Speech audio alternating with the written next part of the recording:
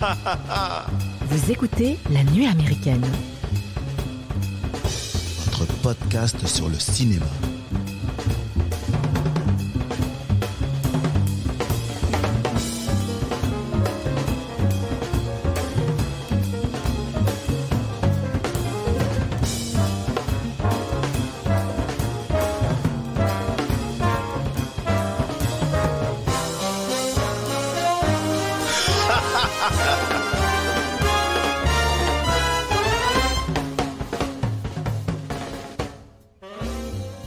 Bonjour les amis et bienvenue à la table de la nuit américaine. Aujourd'hui, on vous a préparé une émission spéciale actualité à l'occasion de la sortie récente de Matrix Resurrection, de Lana Wachowski sortie en salle le 22 décembre et de la sortie de Don't Look Up de Adam McKay disponible depuis le 24 décembre sur Netflix. Et pour vous présenter avec moi cette émission spéciale actualité, je suis accompagné de Mathieu. Salut mec. Ouais. Non, mais vous vous rendez pas compte, c'est très drôle parce qu'il regarde l'autre personne qui est à côté de moi que vous allez rapidement identifier et il s'adresse à moi au final. Donc c'est très perturbant. Et de Julien. Salut. Bonjour, ça va les garçons? Oui, ça va. Bon, vous êtes prêts pour cette émission spéciale? Oui. Alors pourquoi cette émission spéciale?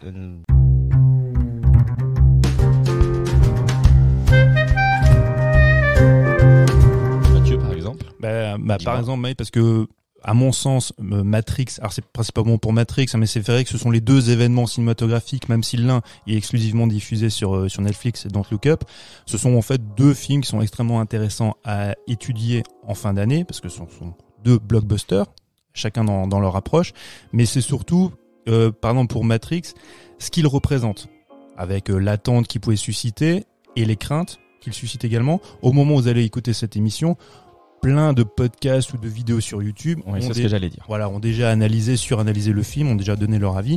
Donc vous avez déjà abreuvé de plein d'informations. On va essayer, non pas d'apporter quelque chose de différent parce qu'on n'a pas cette prétention-là, mais donner notre point de vue sur le sujet qu'on estimait très intéressant. On voulait pas en fait parler de ce film au mois de février, au mois de mars, bien plus tard. On voulait tout de suite, aujourd'hui, maintenant, avoir une espèce d'avis à chaud. Voilà. Et puis pour Don't Look Up, c'est un petit peu pareil. Don't Look Up, le casting écrase un peu tout. Voilà, c'est là où on se rend compte, c'est aussi intéressant à analyser la force de frappe qu'a Netflix de par ses sujets, mais aussi de par le casting. On en a déjà parlé récemment avec Red Notice, avec des grosses stars. Là, on a quand même Leonardo DiCaprio, on a Jennifer Lawrence, il y a Meryl Streep. Il y a du lourd. Jonah Hill, il y a du... Ouais, il y a Jonah Hill, il y a vraiment du lourd. Et donc c'est intéressant aussi de parler de l'impact de ce genre de film maintenant à travers le streaming et puis la SVOD. Voilà. D'accord. Vous avez vu récemment Matrix Reloaded à la sortie? Tu l'as vu quand toi hier soir? Reloaded? Non, pas Reloaded. Résurrection. Excuse-moi. Tu vois, alors je commence parce que je suis complètement perdu dans les Matrix. Vas-y, commence. Alors je suis allé voir Matrix avec mon cher ami Mathieu qui est en face de moi et j'ai été complètement perdu dans cette histoire. Alors moi déjà tu n'avais pas vu les autres, toi? Si, j'ai vu les autres, mais certainement pas les trois. Je D'accord. pense que j'en ai vu un ou deux. Ouais, c'est ça. Il y a très longtemps, je pense que c'est même à la sortie du premier, je crois que c'était en 99 ou 2000, 99 la sortie du premier. Ouais. Voilà. Déjà la science-fiction de base, c'est pas mon truc. Alors, la science-fiction, ni la bagarre, tu nous avais dit, ni l'horreur. Moi, c'est Bourvil et Louis de Funès. Mais c'est intéressant. Quelles sont les attentes d'un spectateur qui est nourri de Bourvil et de cinéma comique quand il va voir un film de SF? Et qui plus est, un film de SF, donc voilà, qui est un petit peu complexe de par sa dramaturgie et par tout ce qui charrie. Et donc toi, tu regardes ce film et je me souviens, on est allé bouffer ensemble après la vue et tu m'as dit. Je t'ai dit que tu avais le regard dans le vide un peu. J'avais le regard dans le vide et après j'ai été admiratif des effets spéciaux parce que c'est vraiment du grand spectacle mais j'étais complètement perdu parce que je me disais et je t'ai dit que en fait si t'as pas vu récemment les 3 Matrix précédentes, tu es complètement perdu. Voilà, moi j'avais la base de la pilule bleue, de la pilule rouge, de Morpheus, des choses comme ça, j'avais les bases qui étaient posées. Mais il y avait trop de fioritures à mon goût. Il y avait trop de choses à comprendre et ça m'a perdu. Mais c'est très intéressant ce que tu dis parce que ça sous-entend tout de même que quelqu'un comme toi qui n'est pas réellement affranchi du genre de la science-fiction et Oui. encore moins de Matrix, tu connaissais certaines références parce que ces références-là, C'est rentré dans la pop culture, comme tu disais. c'est complètement imprégné aujourd'hui dans la pop culture. Oui. Et c'est pourquoi ça explique aussi les attentes de ce film-là. Jules, dis-nous toi. Toi, tu l'avais vu quand ? Tu l'avais vu récemment aussi ? Lequel, le dernier là Le dernier là ? Ouais, très très C'est récemment. tout frais aussi Ouais, pour toi. Donc moi c'est très très frais et puis les autres même je me les suis refait aussi juste avant quoi. Nécessaire. Hein. Et bah écoute, ça aura au moins eu le côté positif très plaisant de me replonger dans les anciens parce que je les ai tellement vus mais je les avais pas vus pendant un certain temps et je me suis rendu compte à quel point déjà le premier j'ai vraiment eu un plaisir incroyable de nouveau regarder le premier opus. Et puis même je me suis dit que c'était une très belle saga, c'était vraiment sympa. Et le dernier film, alors moi je m'étais aussi j'avais fait attention à essayer de me faire spoiler le moins possible, donc j'ai quasiment. C'est difficile quand même de C'était très dur. Non, mais alors de spoiler. Non, mais de Bah ouais. spoiler. Ce film-là, c'est quand même dur, non? Non, je veux dire, moi. Enfin, si moi j'essaie de te le spoiler, tu comprends rien. Maintenant, alors, une fois que j'ai regardé le 4, j'ai regardé Ouais. les bandes annonces qui avaient été faites avant que le film ne sorte. Oui. Tu vois. Et je me suis dit, je suis bien content de pas avoir regardé ces bandes annonces parce que j'ai eu l'occasion d'être surpris pendant le film à certains moments. Et si j'avais vu cette bande annonce, j'aurais pas été surpris comme ça. Donc D'accord. déjà, je me serais enlevé une partie de mon Mais plaisir. en général, dans le les film. bandes annonces, de toute façon, faut pas les Donc, mater, non? Quand C'est j'attends. un conseil qu'on donne, non? Oui, il y a des bandes annonces qui sont trop riches en informations. Moi, je n'avais vu que la première bande annonce, le premier teaser qui était sorti, Mhm. et j'avais rien saisi. Tu vois, je ne pouvais pas comprendre. Tu vois, j'ai pas vu les autres qui effectivement étaient beaucoup plus parlants a priori, Mais mais celle qui est diffusée au cinéma avant les séances, celle-ci, t'as vu? ouais, Et oui, qui c'est était pas possible. très parlante. Et celle-ci, en fait, je pouvais pas comprendre. Et je m'étais beaucoup interrogé, tu vois, parce que justement, je savais pas où ils allaient et ça m'effrayait un petit peu. D'ailleurs, j'étais pas tellement emballé après avoir vu cette bande-annonce. Et volontairement, j'ai pas vu les autres, qui effectivement, elles semblaient beaucoup plus explicites. J'ai juste une question, Jules, pour toi. Les Matrix, donc Matrix en 99, voilà, quand ça sort, c'est un succès énorme. Enfin, tout le monde prend ça dans la tronche, c'est génial. Matrix Reloaded sort en 2002, énorme succès. Mais énorme déception aussi. Et Révolution a été un flop. Tu vois, malgré tout. Enfin, ils sont rentrés dans les frais, mais ça a été un flop. Juste pour vous donner une idée, Matrix, quand ça sort en 99, au cumul à l'international, je dis ça de tête, c'était à peu près 450 millions de dollars. Mhm. Quand ils sortent Reloaded, c'est plus de 800 millions. 800 millions, ouais. En dollars constants, on aurait dépassé le milliard. Matrix Révolution, c'est moitié moins. Moi, je me souviens, quand j'ai vu Matrix Reloaded, je faisais partie de tous les gens qui ont été extrêmement déçus. Révolution, j'en parle même pas, je suis sorti de là, j'étais plus qu'outré, enfin c'était une catastrophe. J'ai eu l'occasion de les revoir à plusieurs reprises, Mhm. et je me suis rendu compte à quel point, surtout Reloaded, est riche. Et moi, je trouve ce film vraiment incroyable. Riche en quoi? En information ou en... Riche, alors aussi bien visuellement que dans le développement de ces thématiques, aussi bien tu as l'apport philosophique qu'il y a derrière. Sûr, ouais. C'est un film qui est vraiment extraordinaire. Et c'est pour ça que je voulais en venir là, te poser la question. Toi, tes attentes quand tu vas à Matrix Resurrection, c'est des attentes qui sont supposées par rapport au succès, par rapport à la réflexion et à la pop culture que ça a infusé pour le premier, Mhm. ou c'est sur l'ensemble, tu vois, de la trilogie? Alors, déjà, j'avoue que mon premier sentiment quand j'entends que le 4 va se faire, c'est la peur. Je me dis, bon, j'ai toujours peur en fait, parce que moi, l'œuvre, pareil, avec le temps et tout ce qu'on a pu voir dessus, ça m'a beaucoup plu. Elle prend une grande place dans ma vidéothèque, on va dire, et c'est quelque chose que j'aime regarder. Et j'ai toujours peur quand on sort le nouvel opus qui a l'air d'être celui de trop.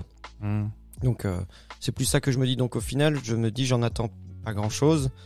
Et voilà, donc je suis content de ce que j'ai vu. On verra bien. Tu vois, c'est ce que j'essaie de dire. Je me prémunis en me disant je ne regarde rien pour essayer au maximum de vraiment me faire mon avis et de pas me laisser influencer ou de pas imaginer certaines choses ou d'essayer de trop fantasmer non plus.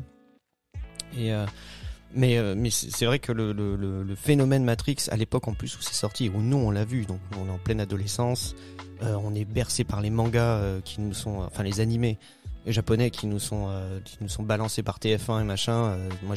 Pour moi c'était, c'est mon Dragon Ball qu'on a réussi à nous faire, tu vois, sans vraiment être ça, enfin. Et voilà, maintenant après sur tout ce qui est de l'étude des films de Frangine, c'est vraiment, il y a tellement de niveau de lecture dans ce qu'elles font que, comme tu dis, moi je me garderais de faire une analyse trop poussée, par exemple du 4. On en discutait juste avant. Ouais, c'est ce qu'on disait tout à l'heure. Enfin, alors on va développer la chose. C'est compliqué d'avoir un avis définitif. Je vois bien sur les réseaux ou voilà, différentes vidéos qui sortent où il y a beaucoup de gens qui ont un avis vraiment définitif et en l'occurrence extrêmement négatif sur le film. Et il y a plein d'arguments que je peux entendre et que je peux comprendre. Et je pense que par la suite, on va les développer. Mais je pense aussi qu'il y a beaucoup de choses qu'on peut reprocher à ce film-là qui, d'une certaine manière, s'inscrivent volontairement dans leur définition du blockbuster actuel. De ce qu'elles veulent en tirer et de ce qu'elles rejettent, surtout. Et c'est pour ça m'intéresse surtout les attentes supposées du spectateur. Parce que elle joue beaucoup sur ça. Principalement au début du film. Alors juste une chose, parce que je pense, avant tu parlais Mike par rapport au spoil, malheureusement je pense qu'à un moment donné ça va être un peu inévitable de dire certaines choses. Voilà, c'est chaud. Parce que le film se répond, en fait, quand des fois on a tendance à parler d'intertextualité au cinéma, là en l'occurrence ça s'y prête volontairement parce que on peut considérer que la trilogie Matrix c'est ce qu'on appellerait l'hypotexte. Donc en fait, c'est la source même, tu vois, de la réflexion qu'en fait donc Matrix Resurrection, qui serait l'hypertexte. Et ces réponses, tu vois, qui a interagi entre les deux films, elles semblent nécessaires pour nous aussi dans une manière de développer une idée, une réflexion, en racontant ce qui s'y passe, parce que ce qu'on voit à l'écran s'inscrit et se définit par rapport à ce qui a déjà existé. Et quitte à des fois à être même un peu, non pas condescendant, mais un peu agressif, on va dire aussi d'une certaine manière avec les attentes du spectateur. Je m'explique. Le film commence donc Neo, donc c'est pas vraiment Neo, hein, c'est vraiment Monsieur Anderson, hein, tu vois là, il est vraiment ancré dans ce qu'on le réel, non?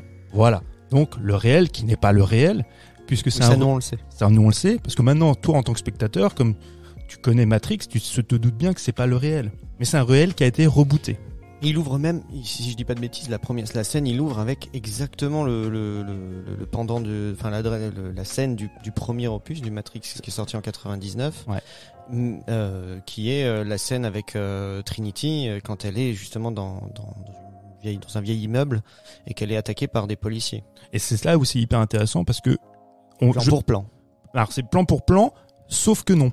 En fait, c'est là où ils vont jouer sur cette métatextualité en disant nous, on est en train de réfléchir sur notre œuvre, on vous propose la scène initiale, sauf qu'effectivement elle est rebootée, c'est reprogrammé, ce n'est pas le même personnage, mais il va effectuer les mêmes mouvements, ce n'est pas le même cadrage, parce que je sais pas si vous vous souvenez. Ouais, qui est moins bon comme. Enfin.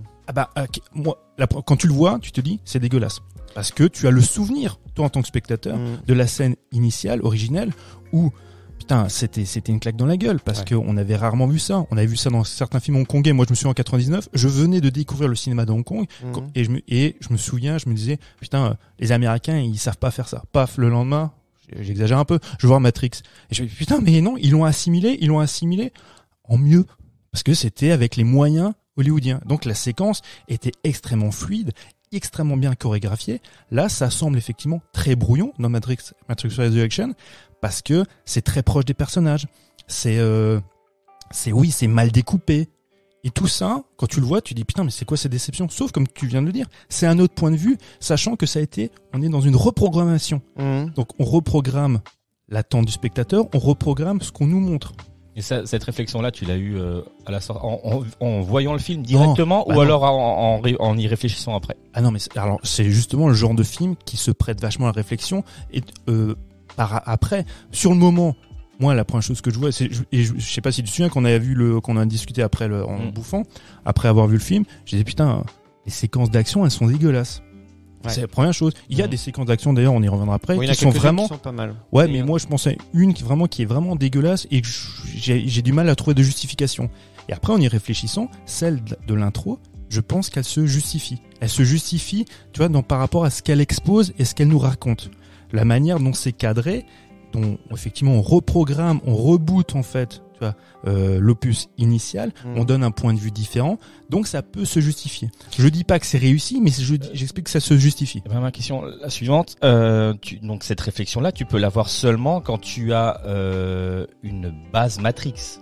Quand tu vas voir ce film, Dès le même en ayant vu Matrix comme moi, il y a très longtemps, et voilà, tu peux pas avoir ce genre de réflexion là. Donc moi, ma réflexion est, et en fait, c'est un film pour les fans, ou alors, tu vois, c'est un film qui est fait pour les fans, comme Kaamelott dans une autre a été fait. Kaamelott le dernier, là, a été fait pour les fans. Alors justement, je pense que non.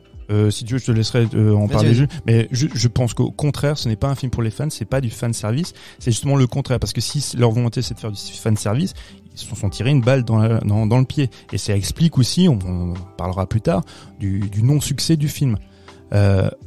Matrix, effectivement, enfin Matrix Resurrection s'adresse aux gens qui connaissent bien Matrix, mais aussi qui sont bercés aussi de cette pop culture qui a été influencée par Matrix.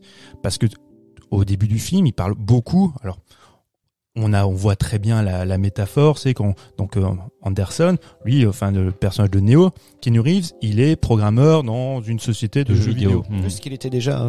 Voilà, avant il était déjà programmeur, voilà, effectivement, sauf que maintenant il a son succès. Ils ont des réunions avec les cadres de la société, et on leur explique que Matrix était un jeu vidéo. Mais on voit très bien la métaphore, elle est plus qu'explicite, que c'est le film en lui-même, que c'est la trilogie passée. Et donc il nous explique que les attentes du spectateur. Donc plusieurs fois il nous rappelle ça, le bullet time. L'influence qu'a eu le bullet time à sa sortie en 99. Dis-moi. Bah c'est quand la caméra, tu vois, elle tourne autour du personnage. Ah oui, d'accord, ok. Comme ça, voilà. Oui, ok. Merci. Et ça, cette séquence-là de bullet time, on l'a vu dans 1000 autres films par la suite. Moins bien. Des jeux aussi. Et dans plein de choses. Effectivement, oui. Dans des dessins animés. Dans des pubs. Dans plein de trucs. Et quand tu voyais ça, tu disais même, c'est un effet Matrix. C'est un effet à la Matrix. Alors c'est pas un truc qu'elles ont inventé non plus. Elles ont mis en place un process pour filmer Matrix 1 qui a permis les images qu'on a vues et la qualité d'image qu'on a vue. Mais le fait de l'image par image, c'est l'essence même de ce qui est finalement le cinéma. C'est pour ça aussi on en parlait déjà une fois. Enfin, c'est Edward Muybridge quand le fameux. Oui, bah, tu sais, c'est le monsieur qui avait fait déclencher les appareils photo, les 24 appareils photo quand il a lancé son cheval. Ben, c'est ça, en fait, c'est la décomposition du mouvement. Et cette décomposition du mouvement, effectivement, le bullet time reprend, en fait, cette technique-là. Mais effectivement, il y a dans le clip vidéo, Michel Gondry, il avait fait ça aussi pour un clip pour les Stones. Bref, le fait est que Matrix, c'est le film qui a véritablement imposé cette technique. Et à l'époque, visuellement, tout ça, c'était nouveau pour le spectateur. Quand on voit ça. Et effectivement, donc du coup, il rappelle l'attente du spectateur. C'est même rentré dans les gestes des enfants à l'époque qui faisaient ça dans les cours de récréation pour échapper à une baffe ou je ne sais quoi. Non, clairement, ouais. J'avais réussi à esquiver une baffe comme ça. Non mais une baffe ou autre. Bah tu esquives la baffe. On te lance une bille. Sauf qu'après tu te fais un limbago. C'est ça. Là, c'est à double tranchant. Surtout moi. 10 ans ça passe.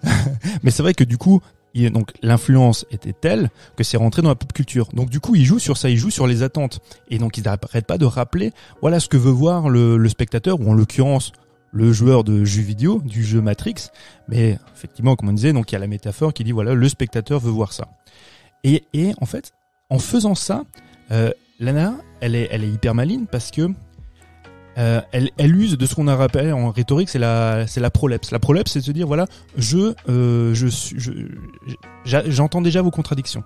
Donc moi-même, je vous propose une interprétation. Oui, et puis une justification de vos attentes supposées et de ce que vous allez me dire. Vous allez me dire que vous voulez voir, et à juste titre, vous voulez voir des scènes d'action, waouh, des trucs comme à l'époque on a eu en 99. Vous ne les aurez pas. On ne les a pas. Hein. Le spectateur veut voir du bullet time. S'il le répète, tu vois, ad nauseam, on n'a pas ça. On n'aura pas d'équivalent dans ce film. Il y a plein de choses, là, même visuellement. Je sais pas, ça a tout de suite marqué. La palette graphique. Avant, on baignait dans du vert. Oui, quand on était dans la matrice. Voilà. Oui. Là, on est dans la matrice. On est une matrice rebootée. Et donc, du coup, mais elle joue comme fort avec les codes couleurs aussi. Le bleu, le rouge, le jaune. Bah, justement, là, elle joue plus sur les codes couleurs qui ont tous un sens. Sur le moment, quand tu vois ça, tu prends cette palette graphique dans la tronche, tu te dis, il y a un côté un peu, ça marche un petit peu dans les pas, c'est des blockbusters actuels à la Marvel, tu vois, donc très riche en couleurs. Sauf que là, les couleurs ont du sens.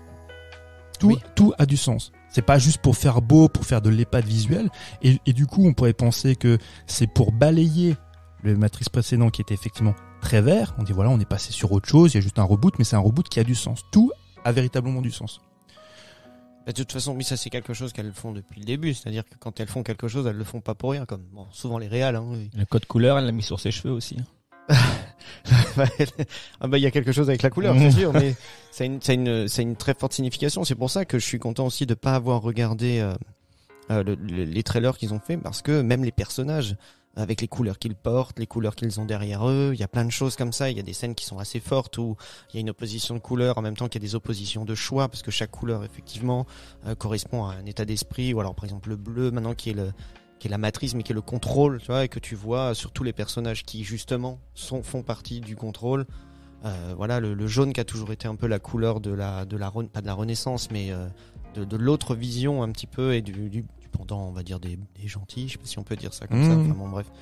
Mais effectivement, donc c'est quelque chose. Ils ont fait, moi, ces fameuses scènes où tu vois justement un peu, je sais pas si on peut appeler ça une mise en abîme de la série des Matrix, tu vois, ou alors c'est le propre personnage qui lui-même reparle de ce qu'il a vécu, donc de l'ancienne trilogie. Effectivement aussi le parallèle qui est fait entre ils ont même pas, enfin je veux dire, ils ont été jusqu'à donner le même nom au jeu vidéo qui est dans le film que la première trilogie, donc.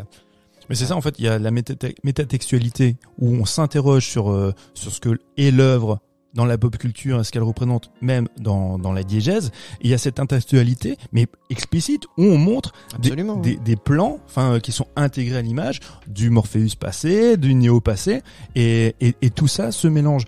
Et je trouve ça s'y prête vachement bien, parce que quand j'avais vu la première bande-annonce, on avait déjà ces effets, mais tu te dis, bon, bah, c'est le teaser qui veut ça, parce que des fois, tu as un texte, c'est pour rappeler au spectateur, vous vous souvenez, machin. Mais non, c'était pas une volonté de teaser.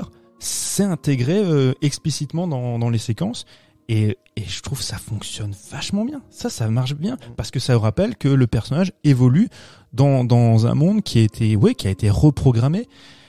La seule chose, en fait, où je me dis, là, il aurait fallu reprogrammer quelque chose, c'est l'interprétation de Keanu Reeves. Parce que Keanu Reeves, dans les premiers Matrix, Keanu Reeves, il a un physique qui se prête vachement bien à la synégie. C'est parce qu'en fait, il a un physique et un visage neutre. J'allais dire, c'est ce que, poisson mort, tu sais, non, mais je reprends, on reprend l'expression de Lolo, une endive moite. Ouais. Non, mais c'est vrai, parce que franchement.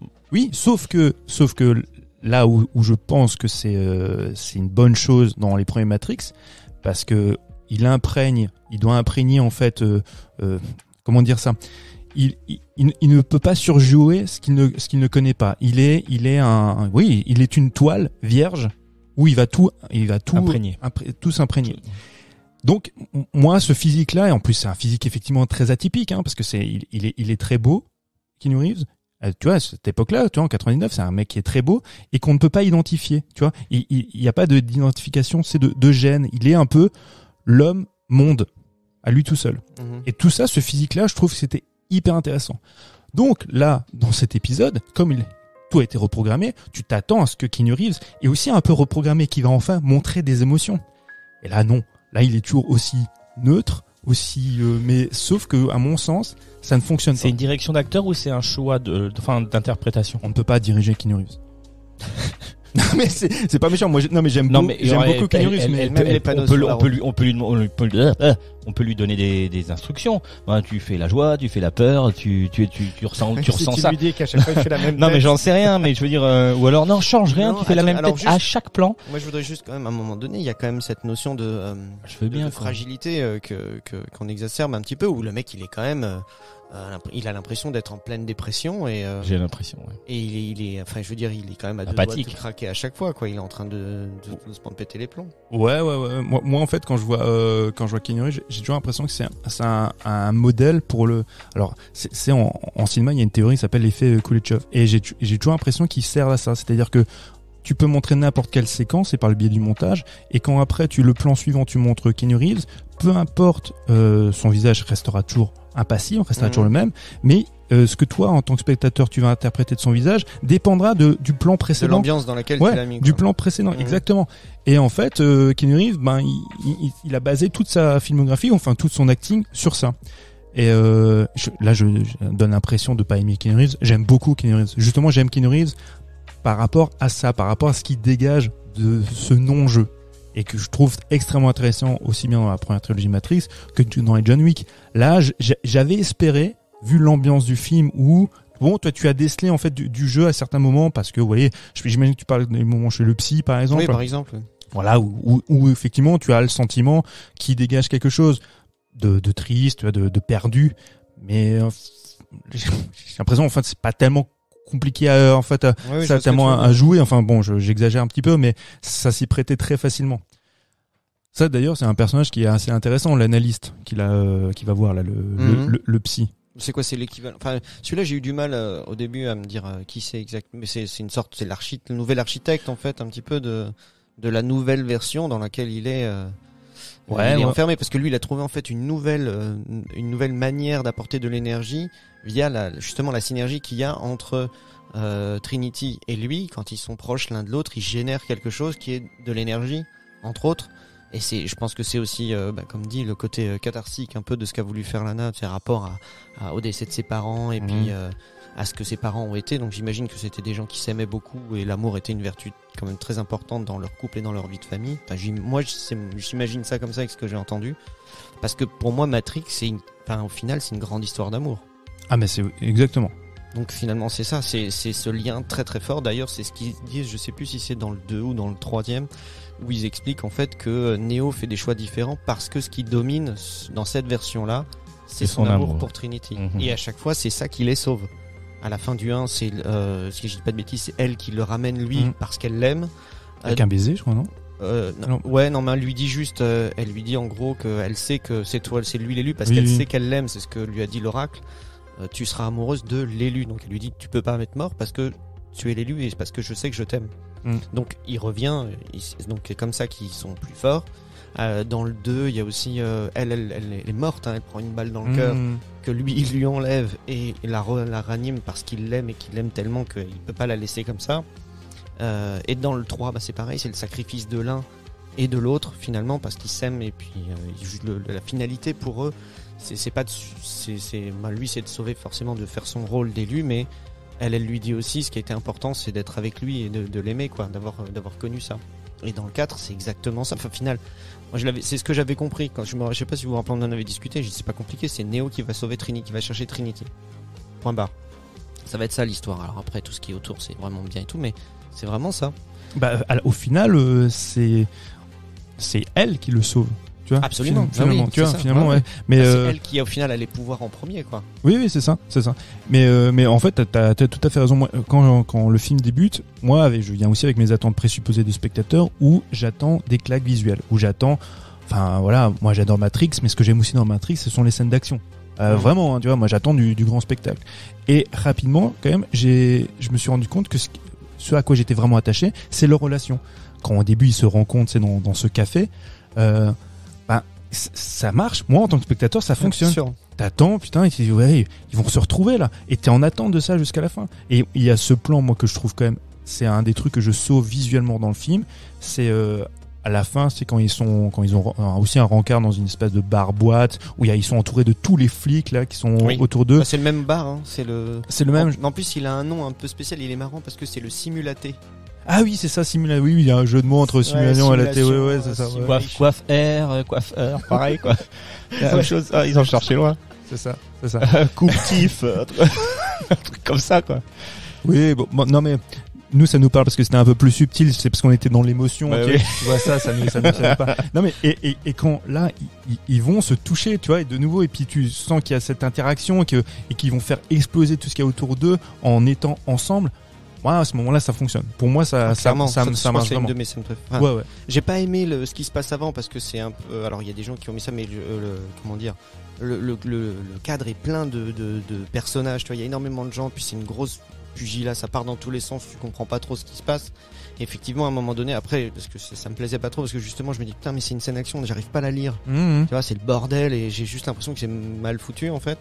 Et après, ton attention est justement forcément se reporte sur les deux protagonistes qui sont tous les deux. Tu comprends en fait ce qui est en train de se passer, c'est-à-dire qu'ils essayent d'enfin se rapprocher et il faut juste qu'ils arrivent à se toucher pour justement pour te envoyer boulet. Alors, mais ouais, mais t'as raison parce que c'est vrai que la scène est pas tellement lisible, mais à différence des scènes précédentes qui était dégueulasse. Hein. Je pense à la scène dans le train, la bagarre dans le train. Enfin, j'ai rarement vu à ce niveau-là, avec surtout quand tu sais qui c'est, que c'est Lana Wachowski qui fait cette séquence-là. Quand tu connais le potentiel de Matrix, j'ai rarement vu une scène aussi mal branlée. Ah oui, oui. Il y en a quelques-unes hein, comme ça. C'est ce que tu m'avais dit en sortant. Tu m'as dit cette scène du train, la bagarre dans le train, complètement illisible. Ah ouais, je me suis, moi qui, enfin, bon, j'en ai déjà parlé plusieurs fois, mais je suis vachement attaché effectivement à la chorégraphie, au découpage, surtout pour les scènes d'action. J'adore ça quand c'est lisible, quand c'est visible.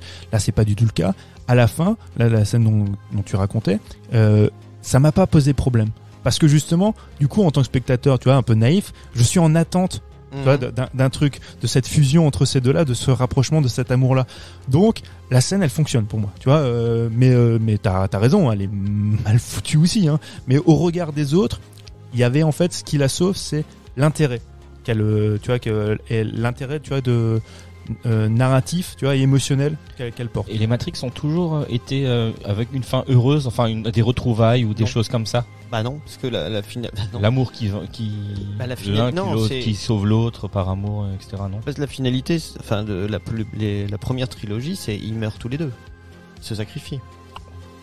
Oui, non mais c'est beau parce que c'est une belle fin, Tu vois, moi, c'est pas forcément un happy ending dans le sens où les deux héros ne survivent pas.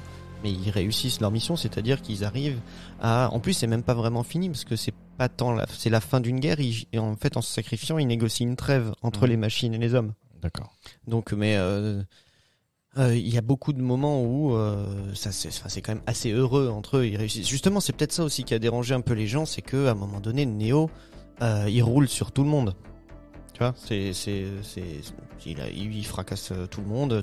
Tu veux dire dans la trilogie ouais, dans la première okay. trilogie. Et en fait, peut-être beaucoup de gens s'attendaient. Bah justement, ils font un truc un peu comme ça, justement, où il commence à être un petit peu, comment on dit, outnumbered. Il y a trop de monde autour de lui. Enfin, il est en infériorité numérique telle qu'il lui dit tiens, mais toi, tu volais pas. T'étais pas capable de voler. Il faut essayer de partir. Et il fait exactement ce fameux geste. Où il se baisse et où il y a une vague d'énergie autour en dessous à ses pieds et puis normalement bah là il décolle et puis ça fait plush quoi. C'est justement. Alors il y a des gens pareil je sais qui ont pas du tout aimé ça. Moi j'ai pas aimé.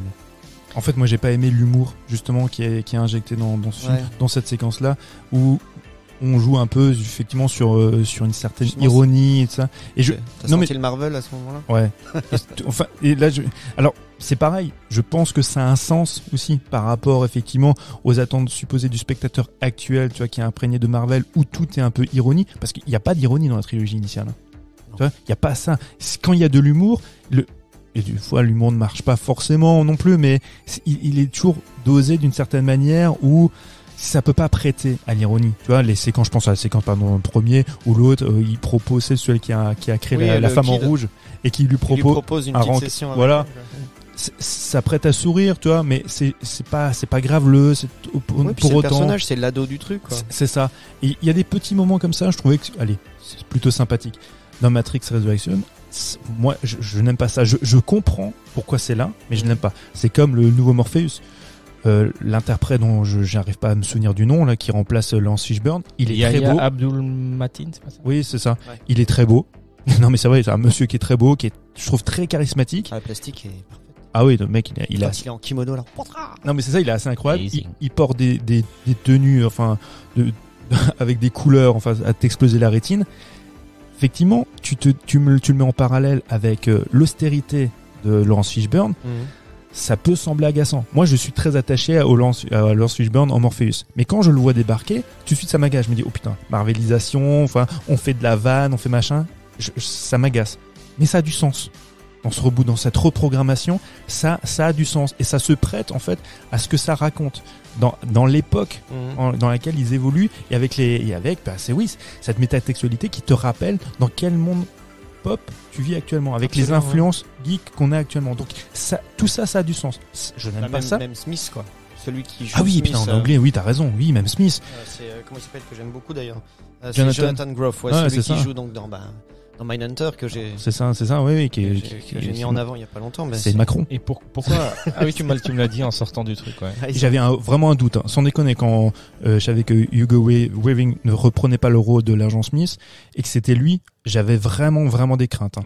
Et il est très bien. moi je le trouve vraiment bien parce que c'est autre chose. Bien sûr, mais il a pas du tout cette austérité Pas qu'a Hugo quand il joue les Smiths. Ouais. Et ça, dans un premier temps, ça peut Ça déstabilise. Ouais, ça Ouais, peut ouais. déstabiliser un peu. Bon, déjà le moment où il se révèle. Je te dis, attends, est-ce que c'est le mec qui pète un plomb ou est-ce qu'il est C'est vraiment ça. en train de jouer le truc? Est-ce que c'est juste la simulation qui veut que Ouais, Ça, tu comprends pas. Ouais, Ouais. t'as raison. Moi, écoute, j'ai eu la même sensation que toi. Sur le moment, je ne comprenais pas comment ça vient, comment ils appréhendent ça, l'approche. Et déjà, j'étais pas convaincu par l'acteur. Mais à mon sens, je trouve que ça fonctionne bien parce que effectivement, c'est quelque chose de différent. Ça marche bien. Après, il y a des clins d'œil qui, alors, pareil, je trouve que ça a du sens dans le film, mais qui m'agace aussi. Je pense à Lambert Wilson. Clodo. Parce que moi, Lambert Wilson, Il m'a fait rire quand même. ouais, Désolé, non sa mais, première insulte en français. Ouais, Il m'a fait rire. mais en fait, Il m'a craqué. moi, je comprends en fait. Je comprends que Mange des morts. ça peut être drôle, mais en fait, j'étais aussi, mais ça c'est ma faute, c'est ma faute aussi en tant que spectateur. Je suis attaché au personnage du mérovingien qui joue dans la trilogie précédente, qui est incroyable. C'est un des personnages quand même les plus charismatiques et les plus dingues qu'il y a dans la Il trilogie. est très classe. Il est hyper classe en fait ce qu'il représente parce que c'est un mec qui avait créé un programme alternatif où il était un peu c'était le boss de ce programme là Ouais. et il était Il pèse très très lourd.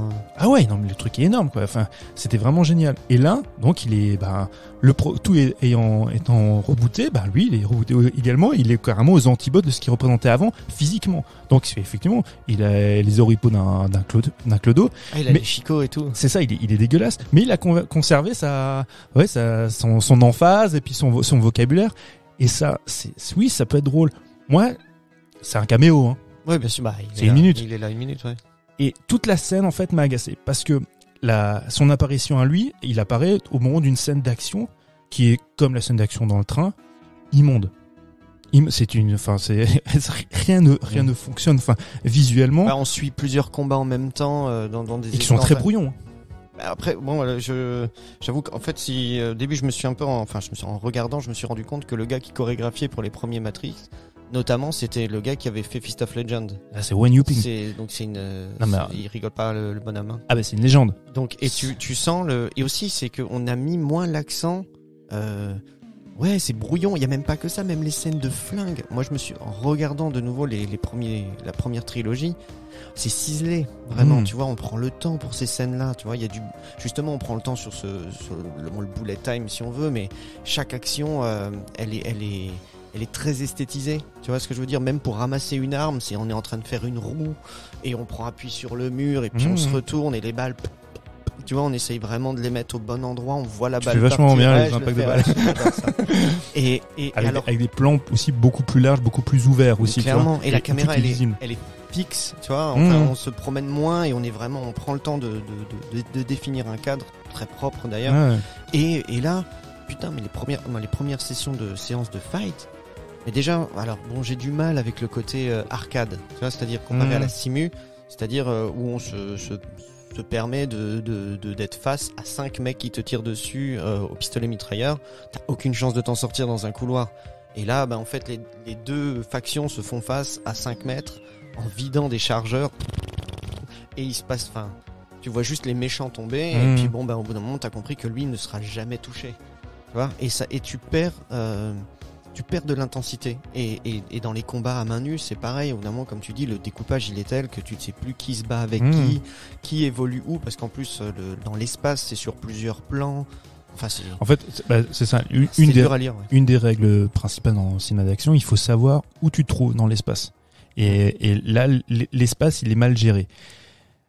Alors, très honnêtement, je sauve quand même la scène d'action du début parce que je trouve qu'elle a du sens. À la fin aussi, au milieu, celle dans le train et celle qu'on expliquait là avec où tu as t'as Lambert Wilson SDF là qui visionne tout ça. Je trouve ça vraiment dégueulasse. Je sauve aussi à la fin, il y a une séquence que je trouve vraiment très folle et un peu traumatisante. C'est les gars qui se jettent des immeubles et qui sont des bombes humaines. Absolument. Enfin, j'étais en train de réfléchir en voyant cette séquence, où j'ai déjà vu ça. Mais j'ai pas le souvenir d'avoir déjà vu ça. Tu vois, où les gens en fait, que des gens, tu sais, dans des films de zombies peut-être.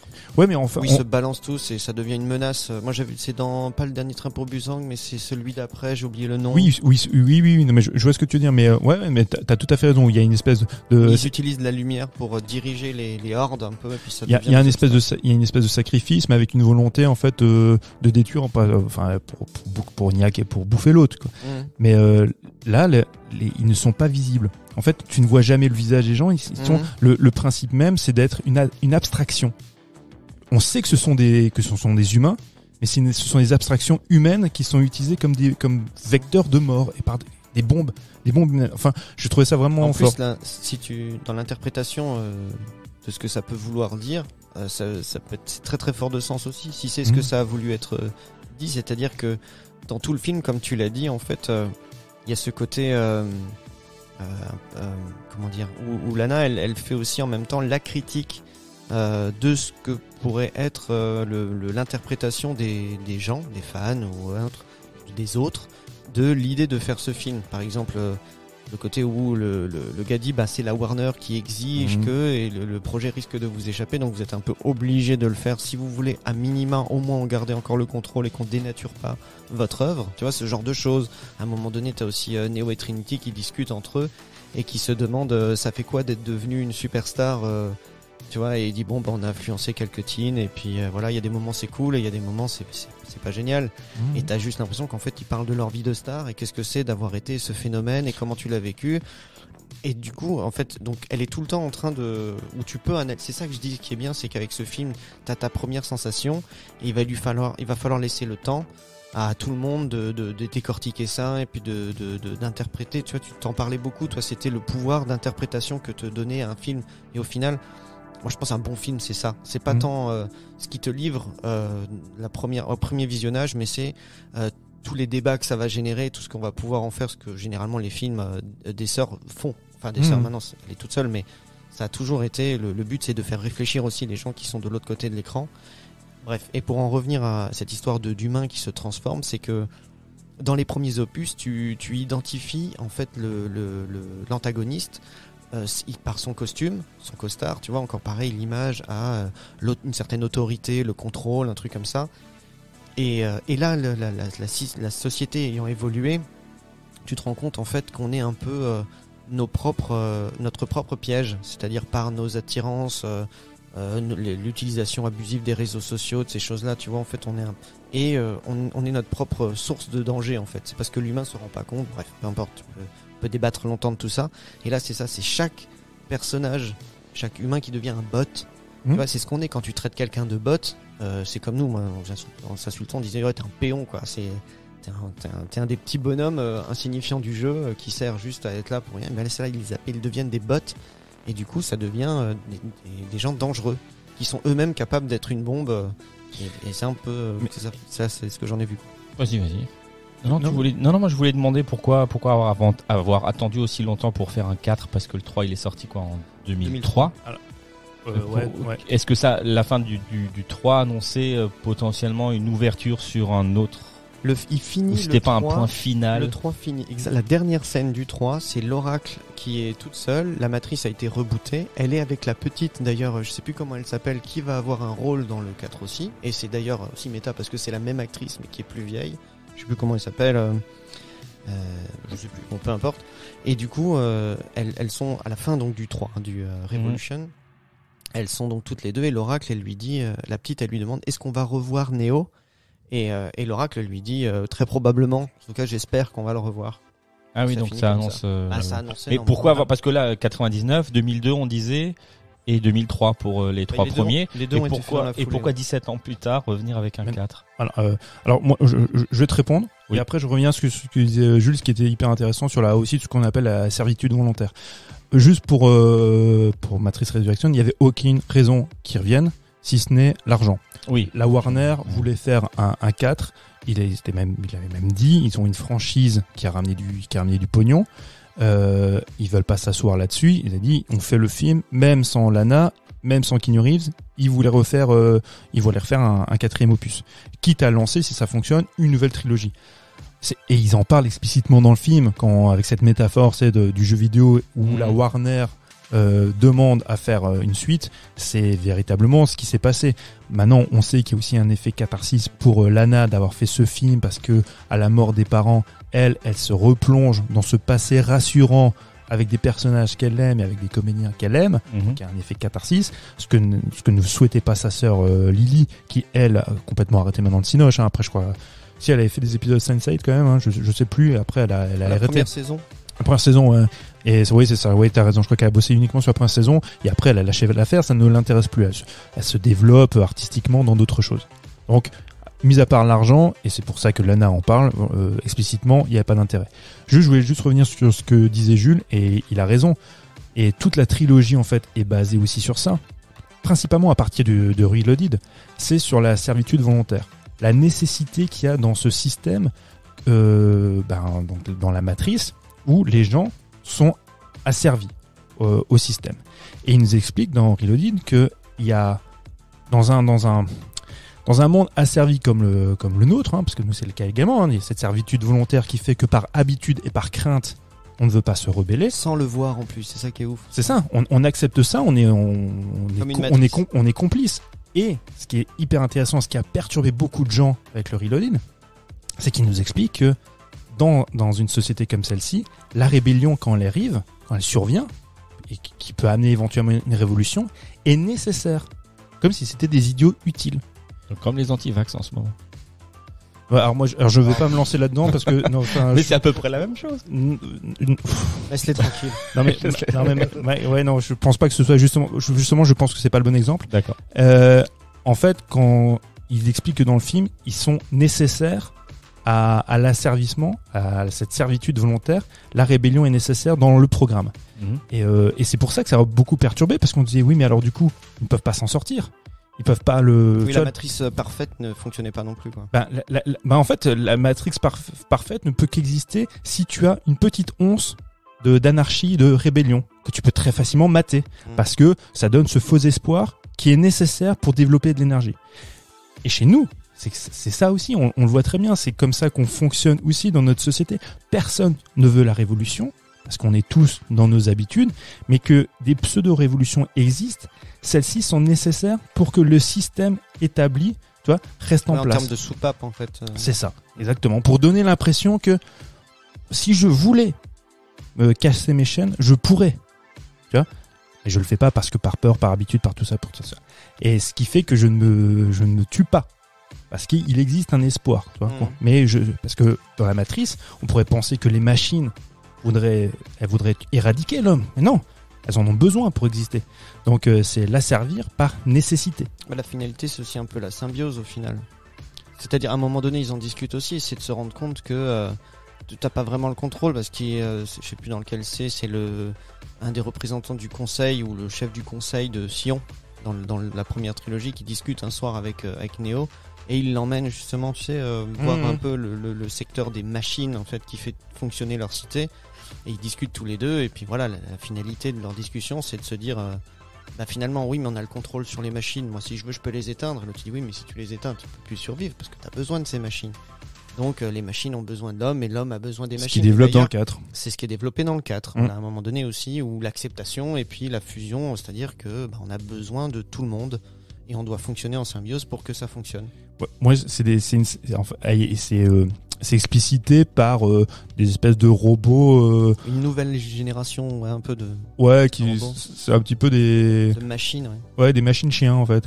Non mais ce que je veux dire par là, c'est animaux en tout cas. Ouais, non, ils prennent aussi forme différente, parce que il y a, comment il s'appelle, celui qui essaye de gérer la botanique avec une humaine. Non mais même Morpheus d'une certaine manière, tu vois, il représente aussi ça. Mais non mais en fait, là où je suis entièrement d'accord, hein, c'est ce que j'essaie de développer, mais en fait, il y a l'apparition de ces robots, tu vois, qui ressemblent à des animaux domestiques. Symboliquement, je trouvais ça un petit peu lourdingue, surtout même avec des petits personnages. Il y a un petit personnage qui doit faire 40 cm.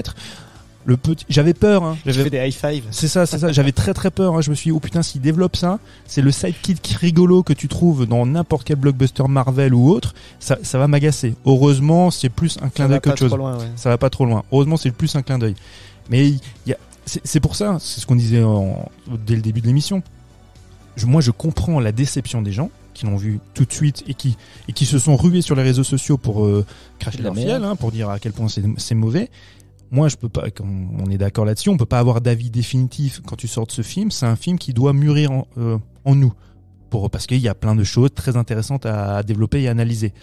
Ça ne m'enlèvera pas quand même de l'esprit que moi, il y a des scènes d'action que je trouve immondes. Voilà. Et ça, j'aurais beau réfléchir sur le film et essayer de l'intellectualiser au maximum. Il y a des séquences que je peux pas, tu vois, que je ne sauve pas. Mais sinon, c'est un film passionnant. Passionnant. C'est certainement. Comme d'habitude, je vais dire que je vais revoir les 3 avant de revoir le 4. Mais non, mais ça va me prendre du temps du coup de refaire Non, mais tu vas pas le faire. Ma culture cinématographique Matrix. Tu vas pas le faire. Non, je vais pas le faire. Comme toi, comme les régimes. Si ça peut te pour toi ou pour moi. On dit qu'on va le faire, mais on va pas le faire. C'est qu'ils ont pas trop vieilli. Même pas.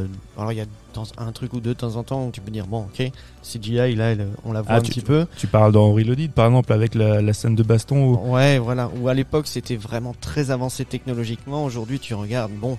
Mais c'est pareil. Alors, là, je vais peut-être pousser un petit peu trop loin ma comparaison avec Resurrection, mais je trouve aussi que ça se justifie parce que il est véritable. De quoi tu parles? Tu parles de la scène d'action où il y a tous les Mr. Smith qui lui tombent dessus, et là on voit effectivement, on le voit aujourd'hui que c'est fait en CGI. Oui, un CGI qui est aujourd'hui. Ouais, et qui aujourd'hui ça semble un peu dégueulasse parce qu'on est passé sur d'autres modèles. Mais je trouve quand ils font cette bascule-là, où ils font le choix volontaire, parce que c'est pas que technique, c'est vraiment volontaire, à mon sens, dans le film, de sortir l'acteur Keanu Reeves et de le remplacer définitivement par un CGI, par des images de synthèse. À mon sens, ça se justifie aussi pour dire on est passé dans autre chose dans le programme. On est, tu vois, on est soluble dans le programme à un point où on développe nous-mêmes, tu sais, un archétype même, tu sais, programmatique. Et je trouve ça assez passionnant. Tu vois. Moi, ça me dérange pas, je peux le regarder sans problème, quoi. Mais je peux comprendre si tu regardes cette scène aujourd'hui, un gamin qui regarde cette scène aujourd'hui, il dit oh putain le vieux film. Il pourrait, ouais. Ça le gosse. Ouais. On a fini sur Matrix. On passe à autre chose. On peut passer dans le look-up. Il y aurait plein de choses à dire certainement pour les fans. Oui, il y aurait plein de choses, et je pense qu'il y a une chose essentielle avant qu'on passe à autre chose, si tu veux bien, Mike. Vas-y. Parce que on peut pas ne pas parler de ça. C'est du côté de l'aspect transgenre. Quand je parle de l'aspect transgenre, c'est aussi de cette hybridation qui traverse la filmographie des sœurs Wachowski, forcément, jusqu'à donc Matrix Resurrection, où donc on disait qu'on spoilait. Effectivement, ils ne font qu'un. L'homme et la femme ne font au final plus qu'un. C'est elle. On pourrait penser c'est à la fin, c'est elle qui prend les pouvoirs, ce qui est le cas. C'est elle qui vole, machin. Lui le fait également, mais on se rend compte que il y a pas quelqu'un qui remplace l'autre. On est une unité. Elle est, sauf qu'on va la mettre en avant, parce que jusqu'à présent, elle était, même si c'était un personnage très important, elle n'était pas identifiée comme étant l'élu. L'élu, pour une fois, pourrait prendre, même si je pense pas que ça existe, pourrait prendre un sens pluriel. Et pour moi, c'est comme ça véritablement je l'ai vu. Tu vois, au moment où c'est elle qui commence à voler et qu'elle le tient, même si la séquence est un peu mal branlée aussi à mon sens. Tu vois. Ouais, Highlander 2. C'est ça. Accroché au bout d'un fil. Ouais, et là c'est très voyant. Mais ça avait du sens à ce moment-là, de te dire voilà, il y a une passation, et en fait ça va au-delà de cette passation-là, c'est de te dire maintenant l'homme et la femme, tu vois, il y a pas de différenciation de genre, on est une unité et c'est ensemble, tu vois, même si effectivement à la fin tu vas la mettre elle en avant, ou elle va castagner l'autre, ou l'autre volontairement il va avoir que des répliques un peu miso machin, et c'est un peu lourdingue ça. Ouais, le clin d'œil est un peu lourdingue, c'est très très très appuyé, mais à la fin ils sont ensemble, tu vois, c'est vraiment oui, j'ai l'impression que c'est l'élu pluriel. Et ça, je trouve que ça fonctionne, enfin ça fonctionne bien parce que c'est dans la démarche artistique des sœurs Wachowski depuis des années. J'ai encore une question, juste parce que comme dit, moi je l'attendais pas plus que ça le film, c'est-à-dire pas que je l'attendais, mais je savais pas que ça se préparait, ou je l'ai appris assez tard. Est-ce que c'est parti pour être encore une autre trilogie, un truc comme ça? Est-ce qu'ils ont parlé un peu de choses comme ça, ou c'était vraiment un one shot, elle voulait faire encore un film? Alors, Rien n'a été dit, rien n'a été dit. À mon avis, ce sera un one shot parce que ça marche pas. Et ça, en plus, alors moi, ce qui m'embête, c'est leur stratégie commerciale. C'est forcément, alors déjà, tu sors en même temps que Spider-Man, donc c'est déjà compliqué au box-office pour se faire sa place, hein, on est d'accord. Ensuite, tu le sors en même temps en streaming, donc il se fait pirater comme un cochon, parce qu'en plus, et on va finir par te dire que c'est un truc qui marche pas, alors qu'il est très piraté, qu'il y a beaucoup de gens qui vont le voir. Enfin, moi je mets aussi en garde tout de suite, comme pour beaucoup de films dont on parle dans cette émission et quand on parle de cinéma de manière générale, t'as souvent des films qui sont des flops au box-office et qui en fait sont des films qui vont devenir des films cultes, sont de très bons films, des films à analyser qui apportent beaucoup de choses. Donc gardez-vous bien de dire que ce film c'est un mauvais film parce que il va pas faire beaucoup d'entrées au cinéma. Le contexte fait que aussi.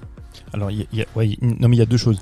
Déjà il y a HBO Max effectivement. Donc la Warner a fait le choix, et c'était déjà le cas avec Dune, c'était pareil. Je crois qu'ils avaient fait la même chose aussi avec Tenet. Et c'est c'est leur nouvelle politique en fait de distribution, c'est le sortir en même temps sur HBO Max et au Cinoche. Ça ne peut faire que du tort au film. On est entièrement d'accord. Même Disney est revenu sur ça, parce que Disney avait aussi cette volonté-là. Même eux se sont rendus compte que c'était se tirer une balle dans le pied et qu'il valait mieux privilégier la salle. Je pense que la Warner, au bout d'un moment, ils vont se rendre compte de leurs bêtises. Donc ça, effectivement, ça fait du tort au niveau de la distribution et ça fait peu d'entrées. Maintenant, la sortie quasiment simultanée avec Spider-Man, intellectuellement, je trouve qu'elle est hyper intéressante. Parce que c'est l'anti, tu veux dire? C'est l'antithèse de Spider-Man. Parce que Spider-Man, qui fait au moment où on enregistre Spider-Man, avait passé le milliard au box-office. Et Matrix, je veux pas dire de bêtises, mais je crois qu'ils ont même pas atteint les 100 millions. Non. Tu vois, donc ils ont 1/10 des recettes de Spider-Man. Si Spider-Man fait un carton, effectivement, Matrix ne peut pas marcher. Parce que le spectateur qui va voir, qui va se masturber devant Spider-Man, parce qu'on va lui donner ce qu'il attend, c'est-à-dire du fanservice à gogo, Matrix en fait fait tout le contraire. Matrix c'est véritablement l'antithèse, et c'est même le film qui va te dire, toi spectateur, tu vois, matrixé par tes attentes en fait du blockbuster, tu vas être chamboulé. Ouais, parce qu'on va pas te proposer ça, parce qu'il y a un côté, on subvertit notre propre œuvre. Quitte à se mettre les spectateurs ados. Mais les spectateurs ados, pas dans le sens adolescent, mais qui se détournent, parce que on va pas leur offrir effectivement ce qu'ils attendent. Et je sais plus où je voulais en venir avec cette phrase-là. Peu importe. Ce que je veux dire par là, c'est que si Spider-Man fonctionne, Matrix effectivement ne peut pas fonctionner. Aujourd'hui, là pour le coup, les adolescents, les jeunes spectateurs vont voir Spider-Man. Ils ont bouffé en vidéo, ou peut-être s'ils étaient un peu plus âgés, les Spider-Man précédents, donc ils sont en attente des apparitions de Tobey Maguire, puis je sais plus quel autre, Andrew Garfield, parce qu'ils sont très contents de voir ça, parce que voilà, on leur donne la soupe, mais ça ne prête pas à réflexion. C'est pas grave, on leur donne ce qu'ils ont envie de voir. Et c'est pour ça que ça marche, parce qu'on joue sur cette nostalgie aussi. On joue sur la nostalgie, on joue sur les attentes du spectateur. C'est pour ça que ça fait aussi des années qu'on nous gave avec des films qui sont marketés années 80.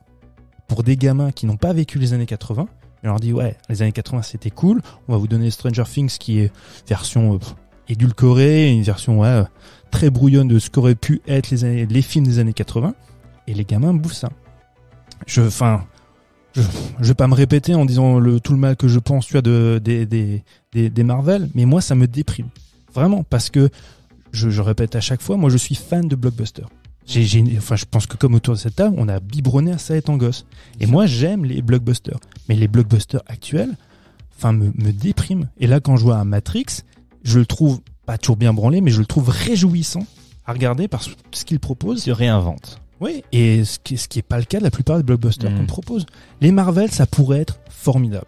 Parce que force de frappe de dingue, financière, et aussi au niveau, tu vois, au niveau de la technologie qu'on a actuellement. Ils pourraient faire des trucs incroyables. Mais non, ils s'emmerdent pas. C'est des cahiers des charges. Là, faut me couper parce que sinon je suis lancé là sur les Marvel. Oui, voilà. Et on va passer à un autre cahier des charges. Parce qu'on va le charger ce film-là, non? Toi, tu vas le charger, non, ce film? Le prochain. Lequel? Je vais le charger, tu veux dire négativement? Ouais. Ah non. Non, ok. Non. Bon, on va passer à Don't Look Up.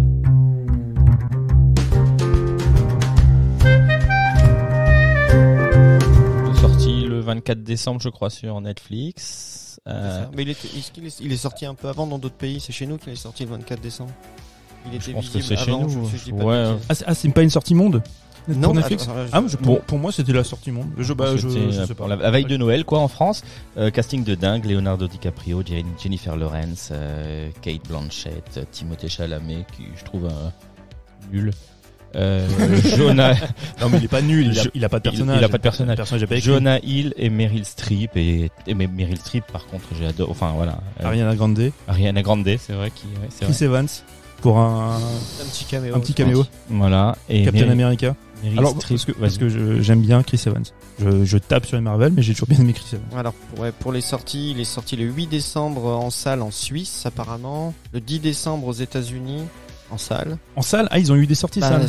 Alors après, selon Wikipédia. Hein. D'accord, ok. Et ça vaut ce que ça vaut. Monde, après ils mettent Reste du Monde, 24 décembre sur Netflix. Ouais. Ok. Il y a même Matthew Perry dans le film. What? Ah ouais? Ouais. Ah, j'ai pas Donc, vu le quoi. code, moi je l'ai pas vu, je sais pas. Matthew Perry et il y a même T'es sûr Thomas Sisley. Oui, là on pouvait pas Ouais. louper, là on l'a vu. Matthew Perry? Mais t'es sûr qu'il a pas été remplacé par Kurt Russell? Si, Ils ont fait les chroniques de Noël? Mais c'est écrit là, hein, Matthew Perry dans le look-up. Non, mais il y avait. distribution. Comment il Matthew s'appelle? Perry. T'es sûr quoi? T'es sur IMDb? J'en sais rien, moi. Ah, mais pas le non, aussi. je suis sur Microsoft Bing.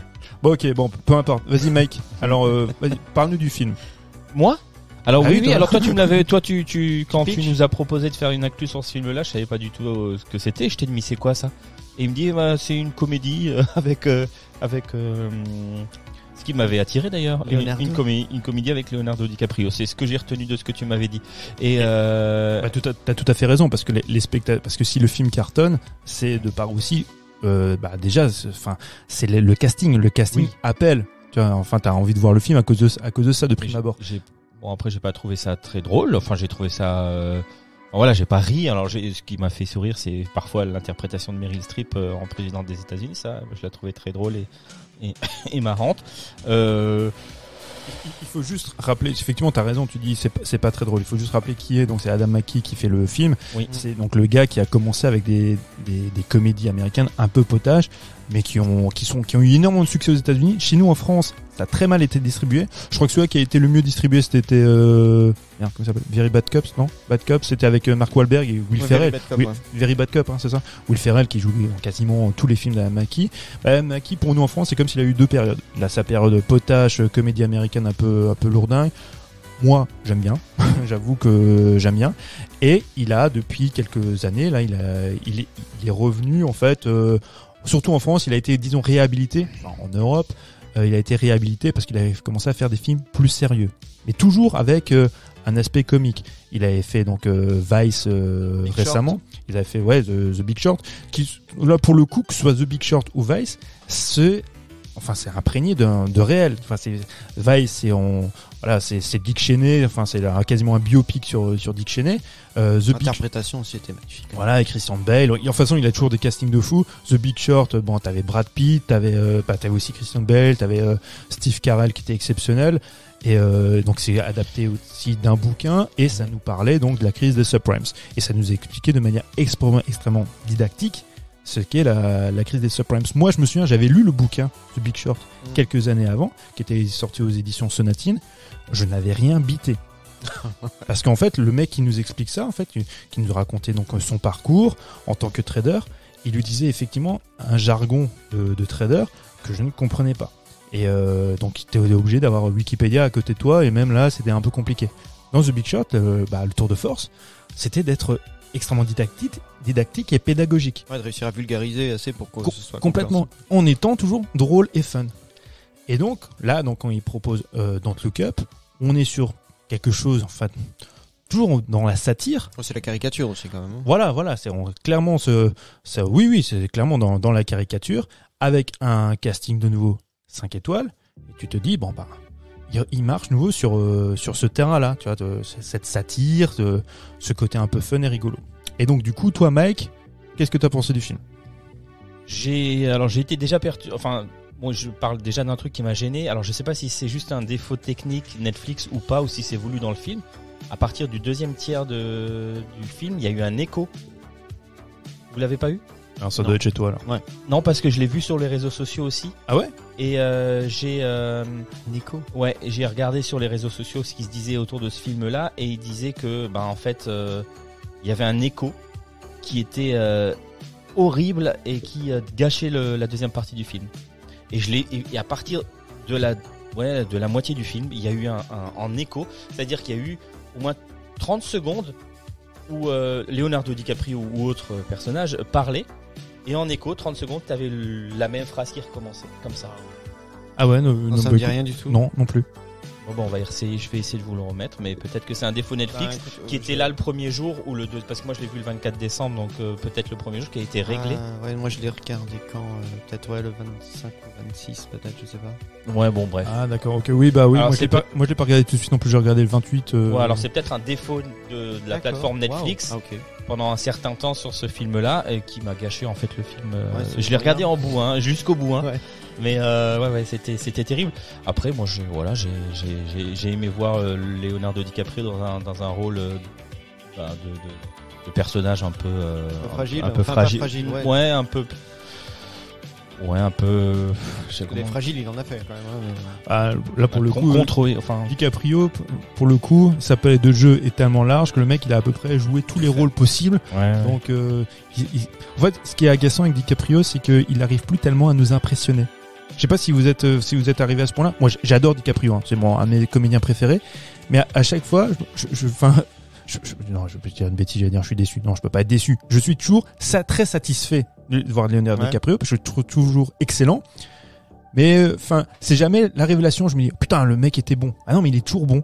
Tu vois, il est arrivé dans des standards, tu vois, de jeu. C'est comme le premier de la classe où tu dis, voilà. Il a eu 18 en maths. Il a eu- C'est normal, il a toujours 18 en Ouais, maths. c'est ça. Voilà, Tu vois. c'est ça. Ouais, non, c'est clairement, ce mec-là, en plus, ce qui est fou, c'est que moi, la relation que j'ai eue à cet acteur, très, très. Mais vous très êtes jeune. séparés récemment, non? Non, on est ensemble. Vous êtes vraiment Ah ouais. ensemble. Il m'aime toujours. Et non, mais moi, je découvre Leonardo DiCaprio dans The Beach, d'accord. Et quand je regarde ce film, Quoi, t'avais pas vu Titanic avant? non, justement. Ah ouais non, mais donc je vois The Beach et puis déjà Titanic, je suis totalement réfractaire quand ça sort. Je veux pas voir ce truc. À tort. Ah, bien sûr, à tort. Je l'ai vu après. Je me suis dit mais. Et plein d'autres choses que j'ai vu après de DiCaprio. J'avais jamais vu Basketball Diaries et des choses comme ça où là je me suis dit ok, je suis passé à côté d'un mec qui est monstrueux. Il faut absolument que je regarde tout ce qu'il fait. Et par la suite, voilà, il est devenu. Après, il y a eu un problème aussi de distribution des films de DiCaprio parce que c'est le succès de Titanic qui fait que des films précédents sont sortis en France. Genre Basketball Diaries. Moi, je me souviens, j'avais lu le roman de Jim Carroll avant de voir le film qui est sorti par la suite grâce au succès. Il y a plein de films de DiCaprio qu'on a pu voir vraiment au mi-temps enfin au mi-temps. Non, il est sorti qu'en 98. Ouais, donc tout au début des années 2000 et qui était passé à la trappe pour beaucoup. Quand Beaucoup, tu DiCaprio, le vois c'est jouer. personne. Bien sûr, mais tu le vois jouer celui-là à l'âge qu'il a. Ou Gilbert Grape, Mais tu vois, sais que ce quand il fait mec-là, le rôle de l'handicapé. c'est déjà une puissance impressionnante. ouais. Et ce mec, il a déjà une palette de jeux qui est complètement dingue en termes de sentiments. et Dans de la choses série comme ça Quoi qu'il neuf est capable Docteur de faire, ouais. Vous vous souvenez? Il a aussi un rôle dedans. Non, ça me dit rien. Dans mais- Critters 3, c'était dans le 3. Ah putain. Ouais, bon, bref, ouais, effectivement, mais. Donc, je sais que. C'est pour ça que ce film-là, en fait, je me suis dit, c'est marrant, mais là, on va voir. On va vraiment voir. Parce que, comme on en a déjà parlé, le name dropping de Netflix, c'est-à-dire, je paye des gros castings. Et voilà, peut-être pas triple A, mais double A et des choses vraiment déjà très correctes. Et il y en a pas mal des films comme ça qui sont sortis, distribués par Netflix et où tu te dis bon, il y a du potentiel parce qu'on sait qu'en termes d'acting, ça peut être très sympa. Et j'ai souvent été, même si les films me plaisent et me divertissent, j'arrive des fois à la fin de ces films en me disant il y a toujours un truc qui a pas été, c'est pas, tu vois, il manque quelque chose. Et là, quand tu te dis, bon, voilà, c'est lui la tête d'affiche, si ce film avec lui, s'il foire, c'est que vraiment, ils y arriveront pas, quoi. Lui, c'est un gage de qualité, quoi. Là, normalement, on devrait avoir quelque chose. Même lui, en fait, il est garant de, je ferai pas un film s'il se termine pas correctement, si c'est pas bien bité, si c'est pas bien fait, c'est pas la peine, quoi. Moi, je participe pas à ce truc-là. Donc après, en travaillant dessus, tu vois qu'il a participé à l'écriture. Lui, il a quand même ce penchant très, très net depuis maintenant, au moins une décennie, si c'est pas plus. Pro-environnemental, où il essaye aussi, il a des discours un peu qui vont dans ce sens et des actions qui vont dans ce sens-là. Et voilà, donc en fait, quand je démarre ce film, moi c'est ça que j'attends. Je me dis, Voilà, j'espère que ça va être bien ficelé et que ça va être un ça truc va qui amener tenir à la route réflexion. jusqu'au bout. C'est pas tant la réflexion qu'il va y avoir ensuite, c'est juste est-ce que le film il va être bien fait jusqu'au bout, est-ce qu'il va tenir son propos et que je vais pas arriver à une certaine forme de déception. Parce que je sais qu'en termes de jeu d'acteur, c'est pas possible. Et du coup, c'est le cas. Ah ouais. Puis en plus, il est épaulé effectivement par Jennifer Lawrence, que je trouve qui est toujours impeccable. Meryl Streep, bon, on a souvent glosé sur Meryl Streep, ben voilà, elle est toujours parfaite. Donc, Oui, voilà. Là, elle était The parfaite. Goat. elle. The Goat. Ouais, c'est ça, The Goat. vraiment, bon, la nana, voilà. Jonah Hill, il fait du Jonah Hill, il fait un peu ce qu'on attend de lui, Bah oui. mais là, il est très bien. Hein, Des petites punchlines Tu sais comme qu'est-ce ça. qui paraît, ils lui ont laissé, je crois, toute une, je sais plus combien d'heures, 24 heures enfin sur le tournage, ils lui ont laissé toute une journée. On lui a dit, tu fais ce que tu veux, tu dis ce que tu veux. Et du coup, ils Et sont. ça, il sait faire. Ah ouais, non, mais c'est pour ça que c'est drôle. C'est par Ouais. exemple quand à un moment donné, il dit à DiCaprio, arrête de respirer comme ça. Ouais, Ça m'angoisse, alors qu'effectivement, c'est quand même très angoissant ce qu'il est en train de le raconter. Ou alors à un moment donné, il y a des choses qu'il dit justement à Jennifer Lawrence quand il lui dit, écoute. The Girl with the Dragon Tattoo, là, c'est calme-toi parce qu'elle a la bangs et qu'elle a la même coupe de cheveux. Enfin, Ah oui, en VO ils disent le Dragon Tattoo, donc je trouve ça très drôle. Sauf qu'en français, comment ils ont traduit ça ? Ils ont traduit ça par un truc vraiment nul, tu vois, un truc de geek passe-partout, tu vois. qui n'est pas la référence au film du coup. Qui n'est pas du tout au Millennium, pas du tout. D'accord. Ouais. Et qui est complètement tape à côté. Alors, je me suis dit, mais c'est complètement con parce que c'est typiquement le genre de référence, tu vois, méta qu'il faut traduire parce que ça déjà de un, ça a du sens et puis ça le public qui en fait tu t'adresses à un public qui est en appétence de ce genre de choses. Ouais. Bref, là où je rejoins Mike, moi je trouve qu'il y a des moments, des scènes, des dialogues qui sont drôles mais auxquels je n'ai pas ri parce que effectivement le climat, l'ambiance ne s'y prête pas. Parce que le film est effectivement c'est un film qui est plus effrayant que drôle. Non pas parce qu'il va advenir, hein, parce que là aussi on va spoiler, hein, donc Oui, c'est la fin du monde. Hein. Et parce qu'il y a une apathie. Moi, ce qui me stressait, c'était l'apathie générale autour de cet événement qui est en train d'arriver. C'est marrant parce que ça te stresse dans le film, mais pas dans la vie de tous les jours. Non, mais là dans le film, oui, bah peut-être, mais là oui. Non, parce que c'est vrai que ce miroir... l'événement, il était en train d'arriver. Il allait arriver dans les 6 mois mais dans la vie, voilà, c'est pas la même Mais chose. c'est pas mal. Moi, j'aime beaucoup ce que tu dis parce que je pense que c'est le propos de ce film, en fait. Oui, tu parles de l'apathie générale. De l'apathie générale face à quelque chose d'inéluctable. C'est marrant parce que ça rejoint de très près finalement Matrix.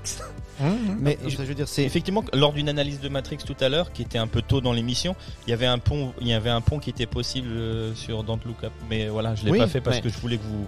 Le côté inéluctable de la météorite qui va heurter la Terre, et quand on a beau dire aux gens en place, Bougez-vous, ça arrive. non mais il lui dit c'est 100%. 100%. Et puis cette scène, elle est complètement ubuesque. À un moment donné, il dit non mais c'est pas 100%. Il dit bon c'est 99,60. Ah bah voilà, c'est pas 100%. L'autre il dit on pourrait placer ça, c'est un événement majeur. On va attendre et puis aviser. finalement la présidente qui dit bon écoute, on va mettre ça à 70%, et puis après on commence à discuter.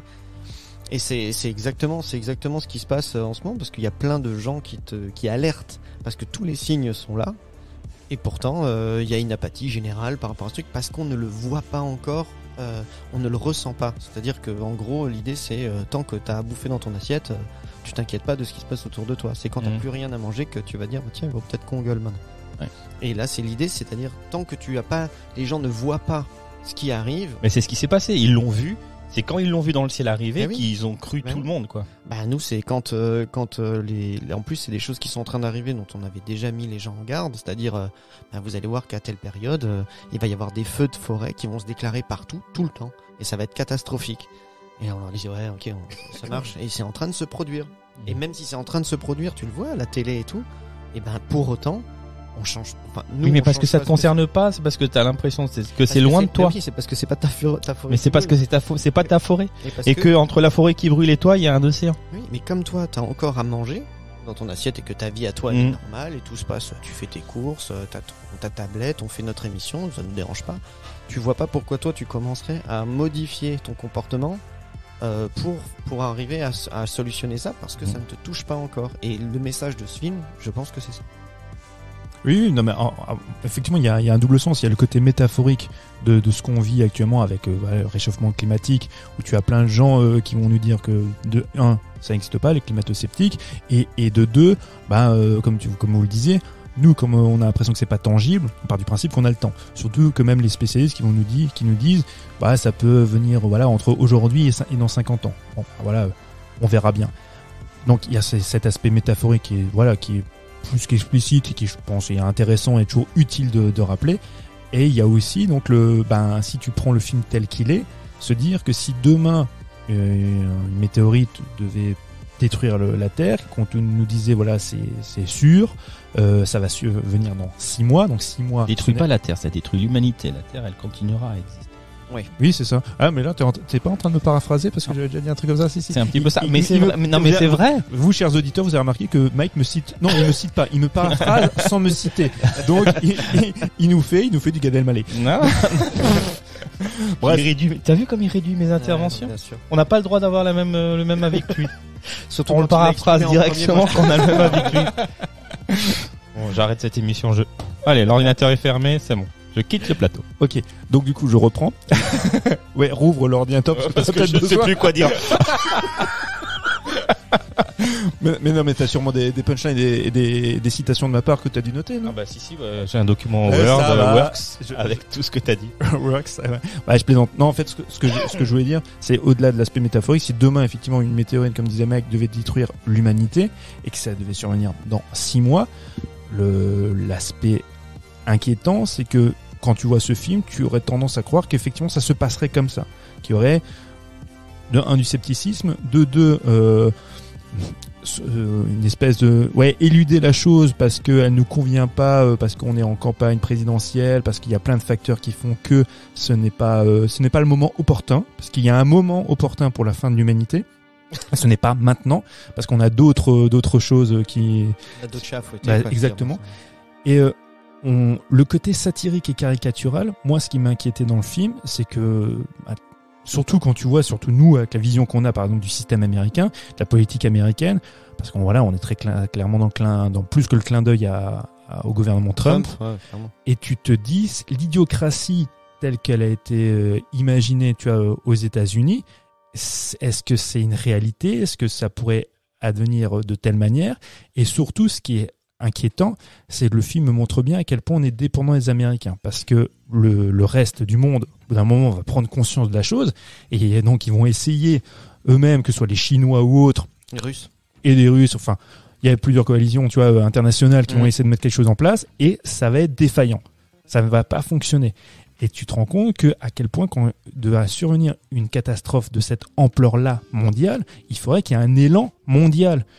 À un moment donné, tu laisses tomber, tu t'affranchis, tu vois, de petites guerres économiques, politiques, tout ce que tu veux, pour converger vers la même chose. Sauf que ça n'aboutit pas, ce n'est pas possible, parce qu'on a tous des intérêts différents.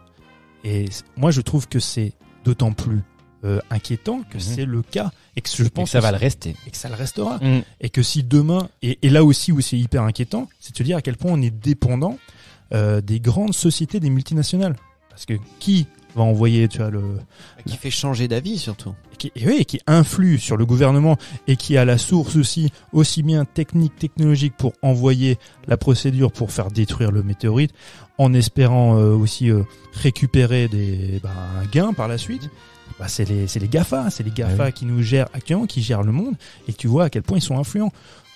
Quand je vois des gens, qui sont fascinés par des Elon Musk ou des gens comme ça, moi, ces gens-là me terrifient. Moi, je le dis, quand je vois ces mecs-là, j'ai l'impression de voir les méchants dans les James Bond. Et c'est clairement ça, tu vois. C'est ça. Mais vraiment, tu sais, les mecs, ils disent, attendez, on a la technologie, on développe quelque chose de formidable, on est très riche, on est très puissant, mais en même temps, c'est toujours contre l'humanité. Ça, voilà. Mais ce qui me fait le plus peur, moi, c'est effectivement ce que tu disais tout à l'heure, c'est que cette apathie générale, mais que cette coalition mondiale ne pourra jamais se faire, peu importe les événements qui se passeront. Oui. Donc on va directement droit à la destruction de l'humanité. Alors maintenant ou plus tard, mais en tout cas, c'est pas l'homme qui sauvera l'homme, quoi. Non, et puis ce qui est terrifiant, c'est un film qui nous rappelle à quel point c'est trop tard. Ouais, et en plus, le personnage qu'incarne Leonardo DiCaprio, il nous est montré comme quelqu'un de lambda, on va dire. Bon, alors ça reste un docteur quand même, mais il s'occupe des galaxies mortes, enfin de trucs, voilà. Finalement, ce sont des chercheurs qui cherchent pour chercher, tu vois ce que je veux dire, c'est un peu comme ça qu'on les met, voilà. Et qui vont donc découvrir ce truc avec sa doctorante, Jennifer Lawrence. Mais lui, à la base, il est complètement paniqué par l'événement. Oui, il est angoissé. Il est très angoissé. Déjà, il a une vie d'angoissé, parce que sa femme, à un moment donné, lui balance toutes ses pilules à la gueule. Il en a une pour tout. Donc, c'est quelqu'un qui est pas très, très bien dans sa peau. Et il va se prendre au jeu de la médiatisation, des influenceurs, tu vois, à un moment donné aussi, sa femme lui dit, bah tu viens, on va se balader, on va faire un truc avec les gosses. Et lui, en fait, il dit non, mais attends, j'ai 250 ou 500 000 followers, il faut que je les nourrisse. Réponde. Et en plus, il devient fou parce qu'il répond à tous les commentaires. Donc ça, c'est le genre de truc. Généralement, les gens comme ça, ils te disent, si tu t'émancipes pas de ce truc-là, tu deviens dingue. Et donc, il est vraiment dans ce truc-là. Et petit à petit, bah, il va tromper sa femme. Il va se prendre au jeu, faire les premières de couverture, et au final, il va perdre de vue l'objectif. Et ça montre aussi à quel point ce système, la société, elle arrive à te corrompre et à faire en sorte que tu te contentes justement de ça et que tu retombes dans une sorte d'apathie parce que, comme je disais tout à l'heure, toi, tu as de l'eau à ton moulin et du coup tu vois pas pourquoi finalement tu irais contre ça. Donc il a ce discours, c'est énervant au possible quand justement c'est pour ça que Jennifer Lawrence s'énerve sur le plateau et qu'on la fait passer pour une carène en disant qu'elle est folle, parce que elle s'énerve et le message là, moi aussi je l'ai trouvé très très fort dans le sens où qu'est-ce qui te reste, tu vois, c'est-à-dire que quand tu es dans un débat qui est quasiment stérile parce que les gens en face de toi ne réagissent pas alors que c'est eux qui sont, comme ils disent à un moment donné, le seul moyen qu'ils ont de sensibiliser les gens, c'est de passer par les médias. Parce qu'apparemment, le plus haut niveau de l'État, la présidente des États-Unis, en a rien à foutre. Ça fonctionne pas. Donc, on va s'asseoir et attendre. Sit back and recess. On va attendre on va voir. On va réfléchir. On va s'asseoir. On a le temps. Comme tu disais, un peu du fait de leur calendrier électoral, quoi. Enfin, c'est une catastrophe. Et du coup, elle s'énerve. Et du coup, tu te dis, mais qu'est-ce qui te reste quand toi, t'essayes d'éveiller les consciences, à part si tu t'énerves en plus, c'est que tu vas passer pour un fou. On va se moquer, ouais. On la discrédite tout de suite, quoi. Sur Internet, hop, c'est réglé. On n'écoutera plus jamais ce qu'elle a à dire parce qu'elle a pas su se retenir.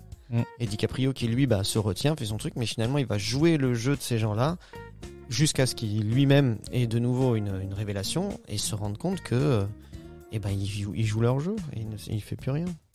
Il y a des personnages qui sont effectivement très bien écrits. Alors, il y a le personnage de DiCaprio, mais là tu disais le personnage de Jennifer Lawrence, je le trouve particulièrement bien écrit. Surtout en plus il y a un running gag dans le film qui survient à trois reprises, ou qui je pense qui est hyper intéressant pour la caractériser elle. C'est ce qui paraît anecdotique au début, c'est quand ils sont à la Maison Blanche et quand le major, le général ou je ne sais quoi, le colonel leur fait payer $10, tu vois, la bouteille de flotte et les chips. Et elle se rend compte plus tard que c'était gratos. C'est ça. Et exceptionnel. Et ça, c'est un truc qui lui reste ancré et qu'elle comprend pas. Et à chaque fois, mais quel était son intérêt de nous faire payer, parce que le gars gagne bien. Bien sûr, il n'a pas besoin de ça. Pourquoi il nous fait payer $10 quelque chose qui est gratuit, de la flotte et des chips? Et elle répète ça à 3 reprises. C'est une espèce de running gag, mais en fait, ça en veut dire beaucoup. Absolument. Oui. Aussi bien, tu vois, dans la situation dans laquelle il se trouve, sur la société, un gars qui est au courant que ça va être la fin du monde, la fin de l'humanité, du moins, et qui est prêt à te faire payer $10 des chips et de la flotte qui est gratos, alors que lui a parfaitement les moyens de te l'offrir, si ça devait être payant. Surtout que ça lui coûte rien, en fait. C'est ça. Et donc, elle reste là-dessus. Et ça pourrait simplement être juste drôle, un running gag rigolo, mais je trouve que c'est typiquement le genre de dialogue et le genre de situation qui caractérise un personnage, tu vois, qui se questionne et qui, au-delà de se questionner, à bout d'un moment, baisse même les bras. Tu sais, quand au bout d'un moment, elle a pas tellement le choix, elle se retrouve à faire caissière dans un supermarché, la nana est plus que dégoûtée. C'est même pas qu'elle est dégoûtée, c'est que elle n'a plus foi en rien, elle a plus foi en l'humanité, elle s'en fout maintenant.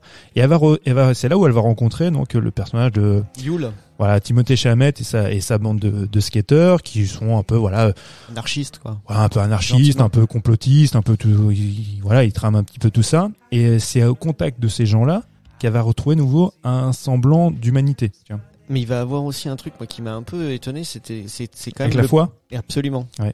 Et alors, mais enfin, j'ai trouvé ça d'abord bizarrement amené. C'est parce qu'en fait, il s'excuse presque d'avoir la foi. Et donc parce qu'il dit voilà, je m'en vante pas, tu dis pas ça aux autres, mais voilà, je crois en Dieu, puis j'ai été élevé là-dedans, donc voilà, même si je suis un anarchiste, je ne crois en rien, je suis nihiliste, je suis tout ce que tu veux, bon, je crois quand même en Dieu. Elle le juge pas, elle dit que c'est mignon.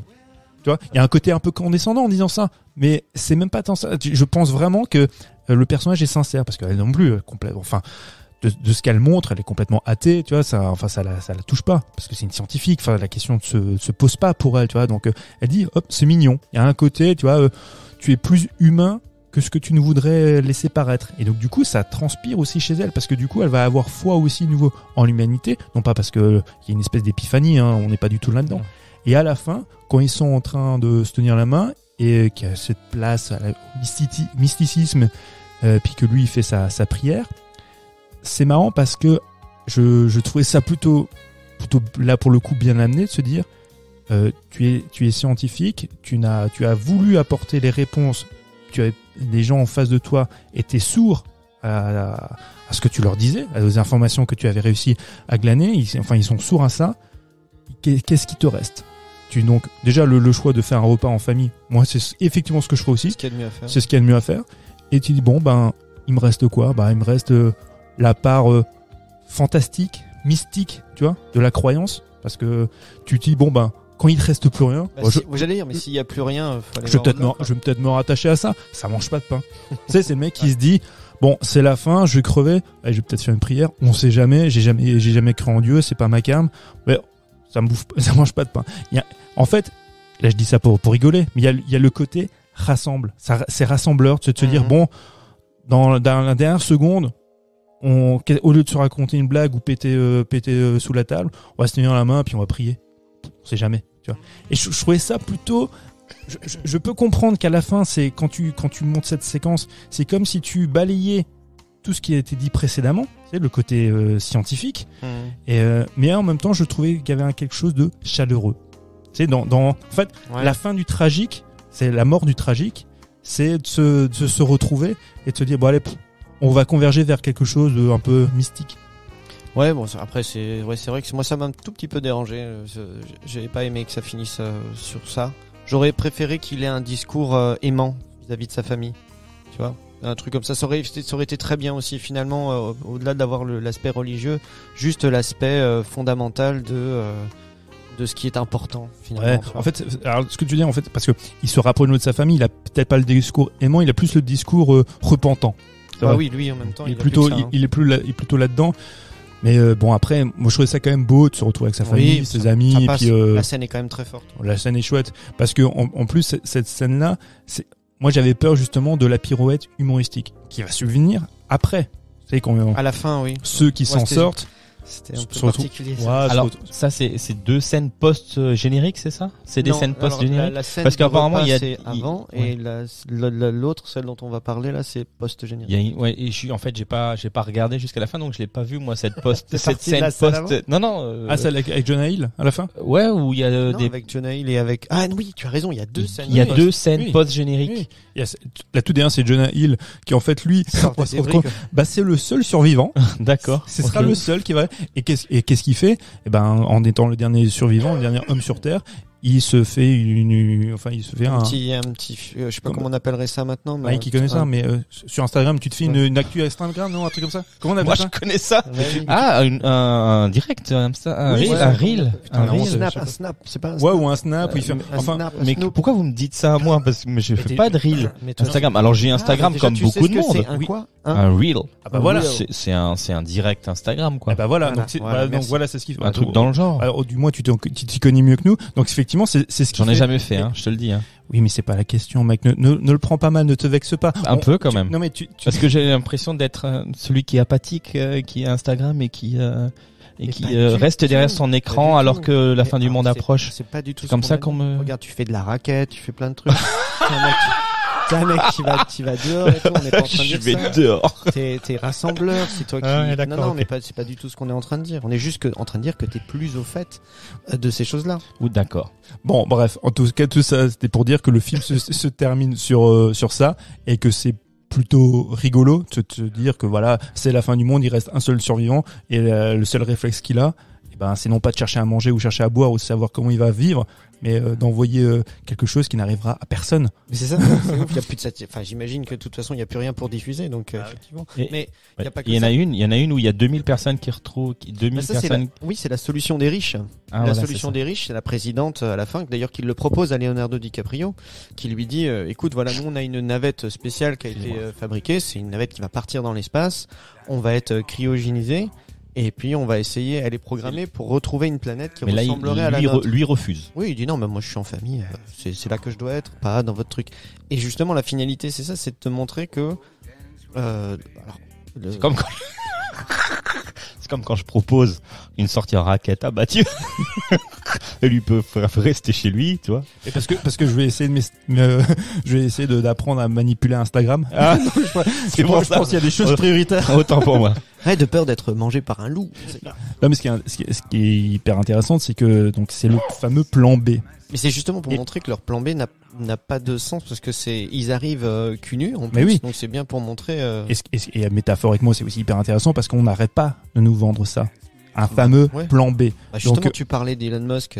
Bah oui.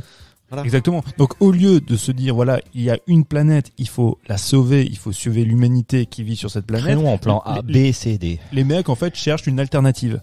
Donc là, je vais citer un grand penseur qui s'appelle Margaret Thatcher qui disait there is no alternative. Bon, c'était pas pour le même sens parce qu'elle voulait dire autre chose, mais c'est ça, il faut garder à l'esprit les gars, il y a pas d'alternative. Et même si on a pour une minorité de gens, ce sera pas pour nous. Bah déjà ce sera pas pour nous, et honnêtement moi j'ai pas envie de partir avec ces gens-là, peu importe, ils m'adresseront pas la parole, je serai pas convié, mais ce que je veux dire par là c'est que ça n'a pas de sens, ça n'a pas d'intérêt. Nous sommes ici pour vivre sur cette planète et essayer de nous sauver, de la sauver avec nous. C'est très propre à ce qu'on est devenu, c'est-à-dire plutôt que d'essayer de conserver ce que l'on a, c'est une sorte de consumérisme en fait, à l'échelle de l'humanité. Mais on est en plus une des seules races qui s'occupe pas vraiment de sa pérennité dans le temps. Et tu vois ce que je veux dire, on est en train de consommer comme des cochons là. On est en fait à un moment donné aussi, comment il s'appelle dans Matrix, l'agent Smith, je sais plus dans lequel c'est, il dit mais vous êtes quand il a Morpheus captif, il leur dit vous êtes une sorte de parasite. Ah oui, c'est ça, vous êtes le cancer de ça. C'est oui, ça, oui, vous êtes le cancer de cette planète, et c'est exactement ce qu'on fait. On vit pas en symbiose avec notre planète, c'est-à-dire qu'on la respecte pas, on la laisse pas se renouveler. On est en train de pomper toutes les ressources qu'il y a, on est parasitaire, et quand il y aura plus rien, on va aller, on s'imagine qu'on va pouvoir aller ailleurs, quelque chose qui ressemble, qui aura ce dont on a besoin, de l'eau, de l'air, de machin, même qu'on terraformerait éventuellement. C'est tellement loin de nous, et en plus, on n'y met même pas les efforts nécessaires. Tu vois ce que je veux dire? Parce que c'est toujours dans un but de faire du pognon. Et là, en plus, c'est exactement ce qui se passe, c'est qu'au moment où donc on réalise, et les gens qui sont en place pour prendre des décisions et qui ont les moyens de faire des choses, se rendent compte que donc cette fameuse comète gigantesque est en train de se diriger vers la Terre et va nous détruire, ils ont deux possibilités. C'est-à-dire, soit ils peuvent avoir une action assez rapide, c'est ce que va faire justement ce que vont faire les autres pays, c'est d'essayer de la dévier et de mettre leur énergie à juste essayer de se sauver. Tu vois, c'est beaucoup plus sûr comme plan. Et justement, quand l'ersatz ça pourrait être un mélange d'Elon Musk, du mec de chez Apple, là, et des machins comme ça, des gars qui arrivent en disant, attendez, nous on a fait une étude, et ce caillou, il vaut, je sais pas combien de milliards de ses ressources, donc on va prendre le risque. Non mais c'est juste, il dit, on va prendre le risque. Alors il arrive avec ses certitudes et ses machins. Il dit, mais sur la balance, on va quand même mettre l'humanité, et je sais pas combien de milliards de ce que ça pourrait représenter. En plus, en disant son prétexte, c'est quand même qu'on va abolir la faim dans le monde. C'est ridicule quand même ce qu'il fait. Et du coup, même si c'était possible de le faire, parce qu'il en a les moyens apparemment, et quand il envoie au début on a l'impression que c'est complètement fou, mais il a vraiment les moyens de ce qu'il propose. Parce qu'il a vraiment toutes ses machines, tout son truc, il va tout fabriquer. Mais si son plan foire, c'est la mort assurée. Tu vois, donc à un moment donné, on aurait le plan, on aurait quand même pris le plus sûr. Je dis, c'est pas comme si on perdait juste quelques centaines de milliers de dollars ou des trucs comme ça. On est en train de mettre l'humanité en jeu, et c'est ce qu'ils font. Ils décident on va faire ce truc-là finalement. Et moi, ce qui me plu, c'est donc c'est Mark Rylance qui interprète donc cet ersatz là d'Elon Musk et compagnie. Il est terrifiant même dans sa posture et dans sa posture, dans son langage, dans son phrasé. Tout est tout est terrifiant chez ce mec-là. Mais parce qu'il représente, moi je trouve que c'est même pas tellement dans la caricature de de ces personnages-là, de ces milliardaires, tu vois, de ces GAFA, et il a ce sourire bright du mec rassurant qui en fait est terrifiant. Et moi quand je disais que voilà, les Elon Musk, j'arrive pas à me souvenir comment s'appelle l'autre, Jeff Bezos et compagnie, enfin c'est tous des espèces de clones de ces gens-là très souriants qui en te souriant te dire Tout va bien. on va t'entuber. Mais ça va pas faire mal. Mais c'est très très inquiétant et c'est super bien interprété par j'ai déjà oublié son nom, Mark Rylance, qui est vraiment formidable dans le film. C'est la plupart, comme je disais, les personnages sont vachement bien écrits, sauf celui de Timothée Chalamet, que je trouvais un peu naze. Ouais. Bah, il apparaît vraiment. Oui, à la fin. Oui, parce que en fait, là pour le coup, il fait vraiment office de personnage un peu fonction. Mais bon, bref. En tout cas, autant on disait pour Matrix, c'est compliqué d'avoir un avis définitif sur ce film-là, qui peut encore mûrir en nous. Maintenant, c'est quoi du coup votre avis sur Don't Look Up maintenant, vous le conseillez ou pas? Bah oui, je peux moi, je le conseille. Moi, j'ai passé. C'est pas un film qui m'a. Comment dire? C'est pas un film qui m'a pris les tripes, tu vois ce que je veux dire, mais je l'ai trouvé très intéressant et effectivement, à force d'en parler, tu te dis c'est peut-être un film matriciel pour moi au niveau écologique. D'accord. Je plaisante. Don't Look Up pour ça. Je plaisante. C'est très important ce que tu es en train de dire, parce que moi c'est des choses qui m'animent depuis longtemps, ce genre de débat en fait, où ça me fait presque mal, tu vois, de me dire que on a beau ouvrir les yeux et se rendre compte, est-ce que je pèse quelque chose dans ce que je fais, tu vois, et je suis pas prêt non plus. Je fais partie, comme je pense énormément de gens, pour plein de choses comme ça dans notre société, à prendre les risques nécessaires pour faire changer les choses. Tu vois ce que je veux dire? Et que face à une certaine réalité de ce qui est en train de se passer pour plein de choses, hein. Ça peut être aussi des conflits sociaux, c'est pas forcément non plus que lié à l'écologie, même si c'est un des problèmes majeurs. Mais il y a plein de choses pour lesquelles on est mis en garde par des gens qui savent, que ce soit, tu vois, là-bas ça va être des écologistes, des scientifiques, mais t'as aussi des économistes qui nous préviennent, attention, ce qu'on est en train de faire c'est pas très bon, on a d'autres images de civilisation qui se sont écroulées, on a exactement les mêmes voyants qui s'allument, et c'est pour notre civilisation c'est pas bon, on va pas s'en sortir comme ça. Et malgré tout ça, tu vois, tu te dis que je suis bien dans mon confort. Et quand je vois ce film-là... Mais t'es conforté par des avis de gens qui viennent te dire le contraire de ce que tu viens d'entendre. Non. Ah non, moi je suis convaincu quand un scientifique, quand ils sont toute une tripotée des universitaires et des gens comme ça, en plus où généralement les données se recoupent et les mecs te disent la même chose, et que ça fait 70 ans qu'on te le dit, hein, ça fait pas 2 ans, hein, que les mecs mettent en garde par rapport à ces choses-là. C'est inéluctable, et que l'être humain est pas capable, en fait, malheureusement, de par sa nature. Alors, pour revenir juste sur le cinéma, donc c'est un film qui, vous pensez que le sujet peut être un peu intéressé et peut éveiller des consciences? Non, mais je suis un peu pragmatique.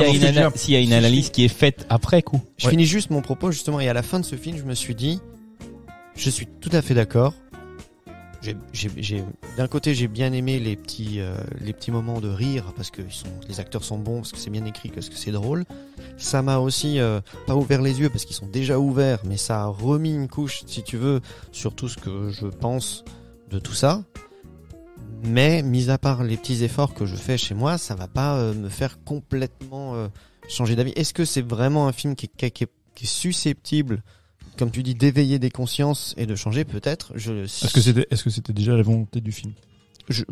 Oui, clairement. Enfin, comme je dis, je pense que oui, du fait de la participation de Leonardo DiCaprio à l'écriture du film et au projet. Et je pense qu'il a clairement, il a même fait des interviews où et puis ça fait longtemps qu'il le fait, tu vois, c'est sa propagande à lui. Ouais, mais alors j'entends ce que tu dis, DiCaprio oui, mais juste pour Adam Mackie, c'est pas réellement son cas. Moi, j'ai toujours le sentiment, quand je vois les films d'Adam Mackie, surtout donc là, en incluant celui-ci, les 3 derniers, j'ai le sentiment que c'est un monsieur plus pessimiste, du coup, dans sa manière de développer un sujet, en te disant, c'est effectivement, comme je disais, c'est inéluctable, c'est trop tard. Et quand il fait des films comme Vice ou quoi, il a en fait un point de vue te disant, voilà C'est quoi le constat d'échec? Voilà, c'est un constat d'échec et vous êtes vous-même complice. Et là, c'est pareil. Vous, spectateurs, vous êtes complice dans ce constat d'échec. J'ai toujours le sentiment que c'est pas pour éveiller conscience, même si c'est pour mettre le doigt dessus, pour culpabiliser. Il y aurait un côté salvateur, effectivement, de faire d'éveiller les consciences. Mais j'ai toujours le sentiment, quand je vois ces films, de se dire, ah non, c'est trop tard. Tu vois, la crise des subprimes, voilà, elle y est parce que vous y avez participé. Il y a des méchants, mais vous y avez participé. Vice, si le gouvernement Bush est au pouvoir, et s'il y a des Dick Cheney qui gèrent, qui avaient la main mise sur le monde, vous êtes responsable aussi de ça, vous êtes complice. Donc j'ai toujours le sentiment qu'il y a un aveu plus négatif que véritablement salvateur. Et je trouve que le titre est bien choisi. Ne regardez pas en l'air, enfin, ça c'est ce que ça veut dire en anglais. Oui, ça veut dire continuez comme vous faites et... parce que c'est à un moment donné quand il leur dit mais regardez, elle est là comme elle arrive. Et du coup l'autre pendant, donc la présidente et son gouvernement leur dit ne regardez pas en haut, regardez devant vous et avancez. C'est quand même dingue. Ça veut dire le bétail. Oui, c'est ça. Mettez vos œillères, ne regardez pas autour de vous et avancez parce qu'on vous dit que c'est ça qui est bon pour vous. Alors que l'autre dit éveillez-vous, regardez au-dessus de vous, autour de vous ce qui se passe. Ouais, mais ce que Mathieu dit est très vrai aussi, c'est que je pense que c'est plus ça pour moi aussi. Comme j'ai dit, je pense pas que ça réveille des consciences et que ça sert vraiment à grand chose plus que ça. Mais il y a ce côté, on peut pas s'empêcher de se dire qu'on fait partie de tout ça, quoi. Le titre Don't Look Up, effectivement, c'est hyper intéressant parce que j'ai le sentiment qu'il va à contre-courant de ce que charrient justement les complotistes. On va faire un parallèle avec Matrix, où il y a beaucoup en fait de complotistes, ou même des gens qui sont souvent associés un petit peu à l'extrême droite, qui dire, nous, principalement c'est survenu aux États-Unis, nous avons pris la pilule rouge. Nous voyons. D'accord. Nous avons vu, nous voyons la vérité. À vous de prendre la pilule rouge, arrêtez de prendre la bleue et regardez ce qui se passe. Et dans ce film-là, donc quand il dit Don't Look Up, c'est justement la frange généralement des complotistes et de l'extrême droite américaine qui eux ne veulent pas regarder. Je trouvais ça assez marrant de se dire que, parce que c'est un phénomène, c'est pas un épiphénomène aux États-Unis, hein, tu vois, de ces gens-là qui ont repris, tu vois, cette thématique de Matrix, dire voilà, on ouvre les consciences, on prend la pilule rouge. Comment il s'appelle le groupe QAnon? QAnon, vous connaissez pas ce groupe complotiste américain QAnon? Enfin, je te coupe, je suis désolé, mais j'ai... Non, mais t'as raison, c'est, merde, comment il s'appelle ce monsieur-là, justement, qui, mais non, t'as raison. Qui disent qu'il y a le gouvernement Obama, qui avait, en plus, il y a des lieux de pédophilie, des choses comme ça, c'est des... QAnon, c'est ça. En fait, c'est ça, leur taux de leitmotiv, c'est tous des satanistes et des pédophiles, en fait, le monde est régi par ça. C'est une néodéologie, néoconservatisme, hein. Extrême droite, oui, voilà, c'est ça. Alors attends, j'essaie. Ça a vraiment pris de l'ampleur aux États-Unis. Il y a vraiment beaucoup de monde qui croit à ça, quoi. Ouais, qui adhère à leur. En fait, c'est une grande frange de l'électorat Trump qui se retrouve là-dedans. Mais alors bon, c'est trop complexe en fait pour gloser là-dessus. Ouais. Mais ce que je veux dire par là, c'est que c'est beaucoup de gens qui ont eu le sentiment d'être abandonnés, là, aussi par le gouvernement, qu'ils soient républicains, tu vois, ou démocrates, et qui se sont rattachés à un mec qui a une chevelure improbable, qui a le teint orange et qui va te dire que ce sont tous des pourris, mais que moi je m'intéresse à vous parce que moi je suis comme vous. Alors que pour la somme modique de $50, je vais vous expliquer pourquoi. Ouais, mais c'est ça. Et enfin bref, les gens se rattachent à cette démagogie là parce que c'est beaucoup plus simple d'avoir l'impression d'être affranchi du système et de détenir la vérité. C'est pour ça que le complotisme, ça marche vachement bien, parce que quand les complotistes, et d'une certaine manière je dis ça parce que moi je sais pas que j'en ai fait partie, mais j'avais une certaine inclinaison parce que j'ai une passion pour l'assassinat de Kennedy, et quand tu vas là-dedans, quand tu mets le pif là-dedans, tu as toi-même le sentiment de détenir une vérité, tu vois. Moi je sais des choses que vous ne savez pas, moi je suis affranchi du système parce que je suis plus intelligent que vous, et c'est pour ça que le complotisme ça marche, parce que c'est te donner le sentiment que tu es éveillé et que tu es brillant et intelligent. Non, c'est juste que tu as détourné ton regard pour te noyer dans quelque chose d'autre et qui est pas beaucoup plus révélateur ou beaucoup plus signifiant, mais qui te caresse un petit peu dans le sens du poil. C'est toujours difficile de savoir si tu es détenteur de la vérité ou pas. Tu vois ce que je veux dire? C'est juste un regroupement de faits qui fait que tu fais une analyse normalement et que tu dis voilà, moi je pense que. C'est ça. Après le problème c'est quelle est la source. Voilà, quelles sont les sources. Effectivement, quelles sont les sources. Bon. Le fait est que c'est extrêmement complexe. Là, on a dérivé complètement, mais effectivement, le film peut avoir cet intérêt-là qui peut effectivement susciter ce genre de conversation. Moi, je trouve que le film, à ce sens-là, est intéressant. Je suis surpris de proposer un film de ce genre-là, avec ce sujet-là, à Noël. Par Netflix. Ouais. C'est vraiment la grosse vitrine quand même de Netflix pour cette fin d'année. Après, je peux y voir un lien parce que ils l'ont aussi sorti là, il avait déjà sorti l'an dernier, c'est Death à 2021, ils avaient sorti Death 2020. On peut y voir des ponts aussi, tu vois, c'est aussi Netflix qui met en avant son côté, des fois, c'est ça qui est un peu rigolo parce que Netflix c'est quand même des milliards, qui des fois met en avant son côté anticonformiste d'une certaine manière, mais là anticonformiste quand même gentil. Hein. Ouais, est-ce que c'est pas aussi un peu catharsique justement ça?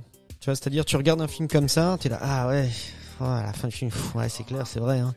Bon, oui, c'est s'acheter une conscience. Ouais. Puis après tu te dis bon bah on va boire un verre quoi. Ouais, c'est ça. Voilà. Et du coup tu t'es fait du bien en regardant tout le mal qu'on peut dire de ce qu'on fait, ce qu'on a fait de notre monde ou ce qu'on est en train d'en faire. Et puis on continue. Mais en termes de c'est vrai qu'on a beaucoup dérivé, mais c'est déjà le point positif, c'est que ça va peut-être engendrer ce genre de discussion, c'est toujours positif. Oui. Des gens qui discutent. Et écoute, pour une fois, gros casting et moi j'ai trouvé que c'était un bon film, j'ai passé un bon moment. J'ai eu de l'émotion, j'ai eu plein de trucs sympas et puis moi aussi. Voilà, c'est à regarder franchement avec plaisir. Ouais. C'est clair. Non, c'était cool. Sans le défaut technique de Netflix. Écoute, on regardera juste après quand même pour voir. On regardera. Peut-être franchement, je pense que c'était juste au démarrage du film, enfin au lancement du film, parce que je suis pas le seul à. J'ai une question pour vous deux les gars, parce qu'on a fait une petite émission sur Noël et moi je veux savoir, est-ce que vous avez regardé vos films de Noël? Vous avez regardé un truc de Noël? Oui, moi j'ai regardé le Noël de Mickey. Oui, toi tu nous as envoyé une du photo. coup, Mike l'a regardé. Moi je l'ai regardé aussi. aussi. Il n'a pas aimé du tout. Pas aimé du tout. Je comprends Mickey, le jeu de Mickey, moi aussi. Non, le jeu de Donald. Non, mais j'ai comment dire. Comment ça? Alors je comprends parce qu'on en a parlé tout à l'heure, Mathieu et moi, la morale et voilà du personnage qui change et qui devient gentil. Enfin voilà, tout ça. Il me dit que c'est le propre d'un conte et là c'est un conte de Noël, donc forcément. J'ai été un peu, je suis pas habitué à ce genre de brouhaha. Il y avait beaucoup de bruit dans ce film-là, beaucoup de cris. Je sais pas si tu l'as vu, toi. Il y a très longtemps. Enfin, je sais pas. Il y a beaucoup de personnages qui gueulaient surtout. Je sais pas, j'en sais rien. Enfin, et j'étais déçu de la voix initiale, alors de la voix utilisée pour Donald Duck. Parce que c'est pas la voix qu'on connaît. Toi, tu connais la voix de Donald. Non, moi je connais, mais c'est la voix que non, ça passe pas au micro. Non, mais ce que je disais à Mike, c'est que, enfin, je peux entendre ce que dit Mike par rapport au parce que ça crie beaucoup, mais le côté exubérant ou le côté criard c'est inhérent au personnage de dessin animé. Alors, et en plus, je disais à Mike, j'ai le sentiment que dans un Disney, c'est quand même amoindri, par rapport, par exemple, à du Tex Avery ou ce genre de choses. Et je pense que Mike l'a regardé trop avec un regard d'adulte. Je pense. Et c'est typiquement, c'est un dessin animé, c'est un conte. Et un conte avec une morale. On est chez Charles Dickens. Même si dans l'œuvre de Charles Dickens, c'est quand même beaucoup plus sombre. Hein. Là, c'est quand même assez rayonnant, assez joyeux. Et moi, je trouve ce dessin animé ça dure que formidable. 26 minutes. Oui, c'est ça, c'est assez court. Et du coup, je conseillais à Mike, et je le conseille à tout le monde, sur Amazon Prime, il propose le film Charles Dickens, l'homme qui a inventé Noël. De tête, c'est à peu près ça le titre.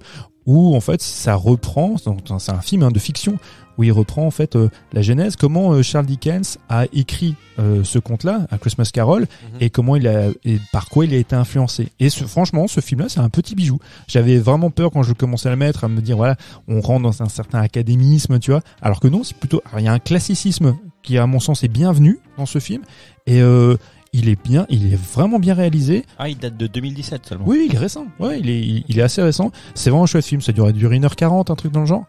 Il est 1h44. Ouais. 1h44. Il est vraiment sympathique. Vraiment, il y a Christopher Plummer qui joue Scrooge. Parce que effectivement, il y a les archétypes, tu vois, de ces personnages de fiction. Et parce que les personnages de fiction lui parlent aussi, tu vois, ils résonnent en lui. Enfin, c'est vraiment, vraiment un chouette film. Je sais pas si tout est vrai. Il y a des choses que je sais qui sont vraies parce que je m'étais intéressé à un moment donné à Charles Dickens. Par exemple, pour les noms, il y a toujours des noms de personnages qui sont, tu vois, David Copperfield, tu vois, Scrooge. Il notait en fait les prénoms. Donc quand les gens disaient comment vous appelez, ça c'est original. Il notait, il avait un carnet, un calepin où il notait tous les prénoms. Et dans le film, ils reprennent ça. Et c'est vraiment chouette. Non, il y a plein de trucs super intéressants dans ce film. Donc je le conseille. Voilà, j'avais pas prévu de conseil, mais voilà, c'est ça. Merci. Merci pour ces conseils. J'étais en train de lire le truc. Mais merci les garçons pour m'avoir accompagné lors de cet épisode, d'avoir donné vos avis sur les deux films Matrix et Don't Look Up. Merci à vous de nous avoir écoutés. On est ravis de vous présenter de temps en temps des émissions spéciales. Et puis Mathieu il fait les gros yeux parce qu'on arrive à presque 2 heures d'enregistrement. Ah oui, parce qu'en fait il était prévu qu'on fasse 1 heure d'enregistrement pour de l'actu. On est quasiment à 2 heures, donc c'est une émission lambda, classique. En tout cas voilà, de temps en temps on vous fera des émissions spéciales sur des actus ou autre chose, sur des événements, enfin voilà, des choses comme ça. On se privera pas. Il y aura toujours nos émissions bimensuelles qui sortiront et de temps en temps des émissions spéciales. Alors j'espère que vous serez fidèles à l'émission de la nuit américaine. Merci de nous avoir suivis. Vous pouvez nous retrouver sur tous les réseaux sociaux, sur toutes les plateformes de streaming, la nuit américaine, le podcast. Et n'hésitez pas à interagir avec nous, nous envoyer des messages, etc., etc. Et puis noter et commenter sur Apple Podcast. Ça nous fera bien plaisir. Et j'espère que vous avez passé de bonnes fêtes de Noël. Nous, on vous souhaite une bonne année. On se retrouve l'année prochaine. Bye bye. Ciao. Ciao.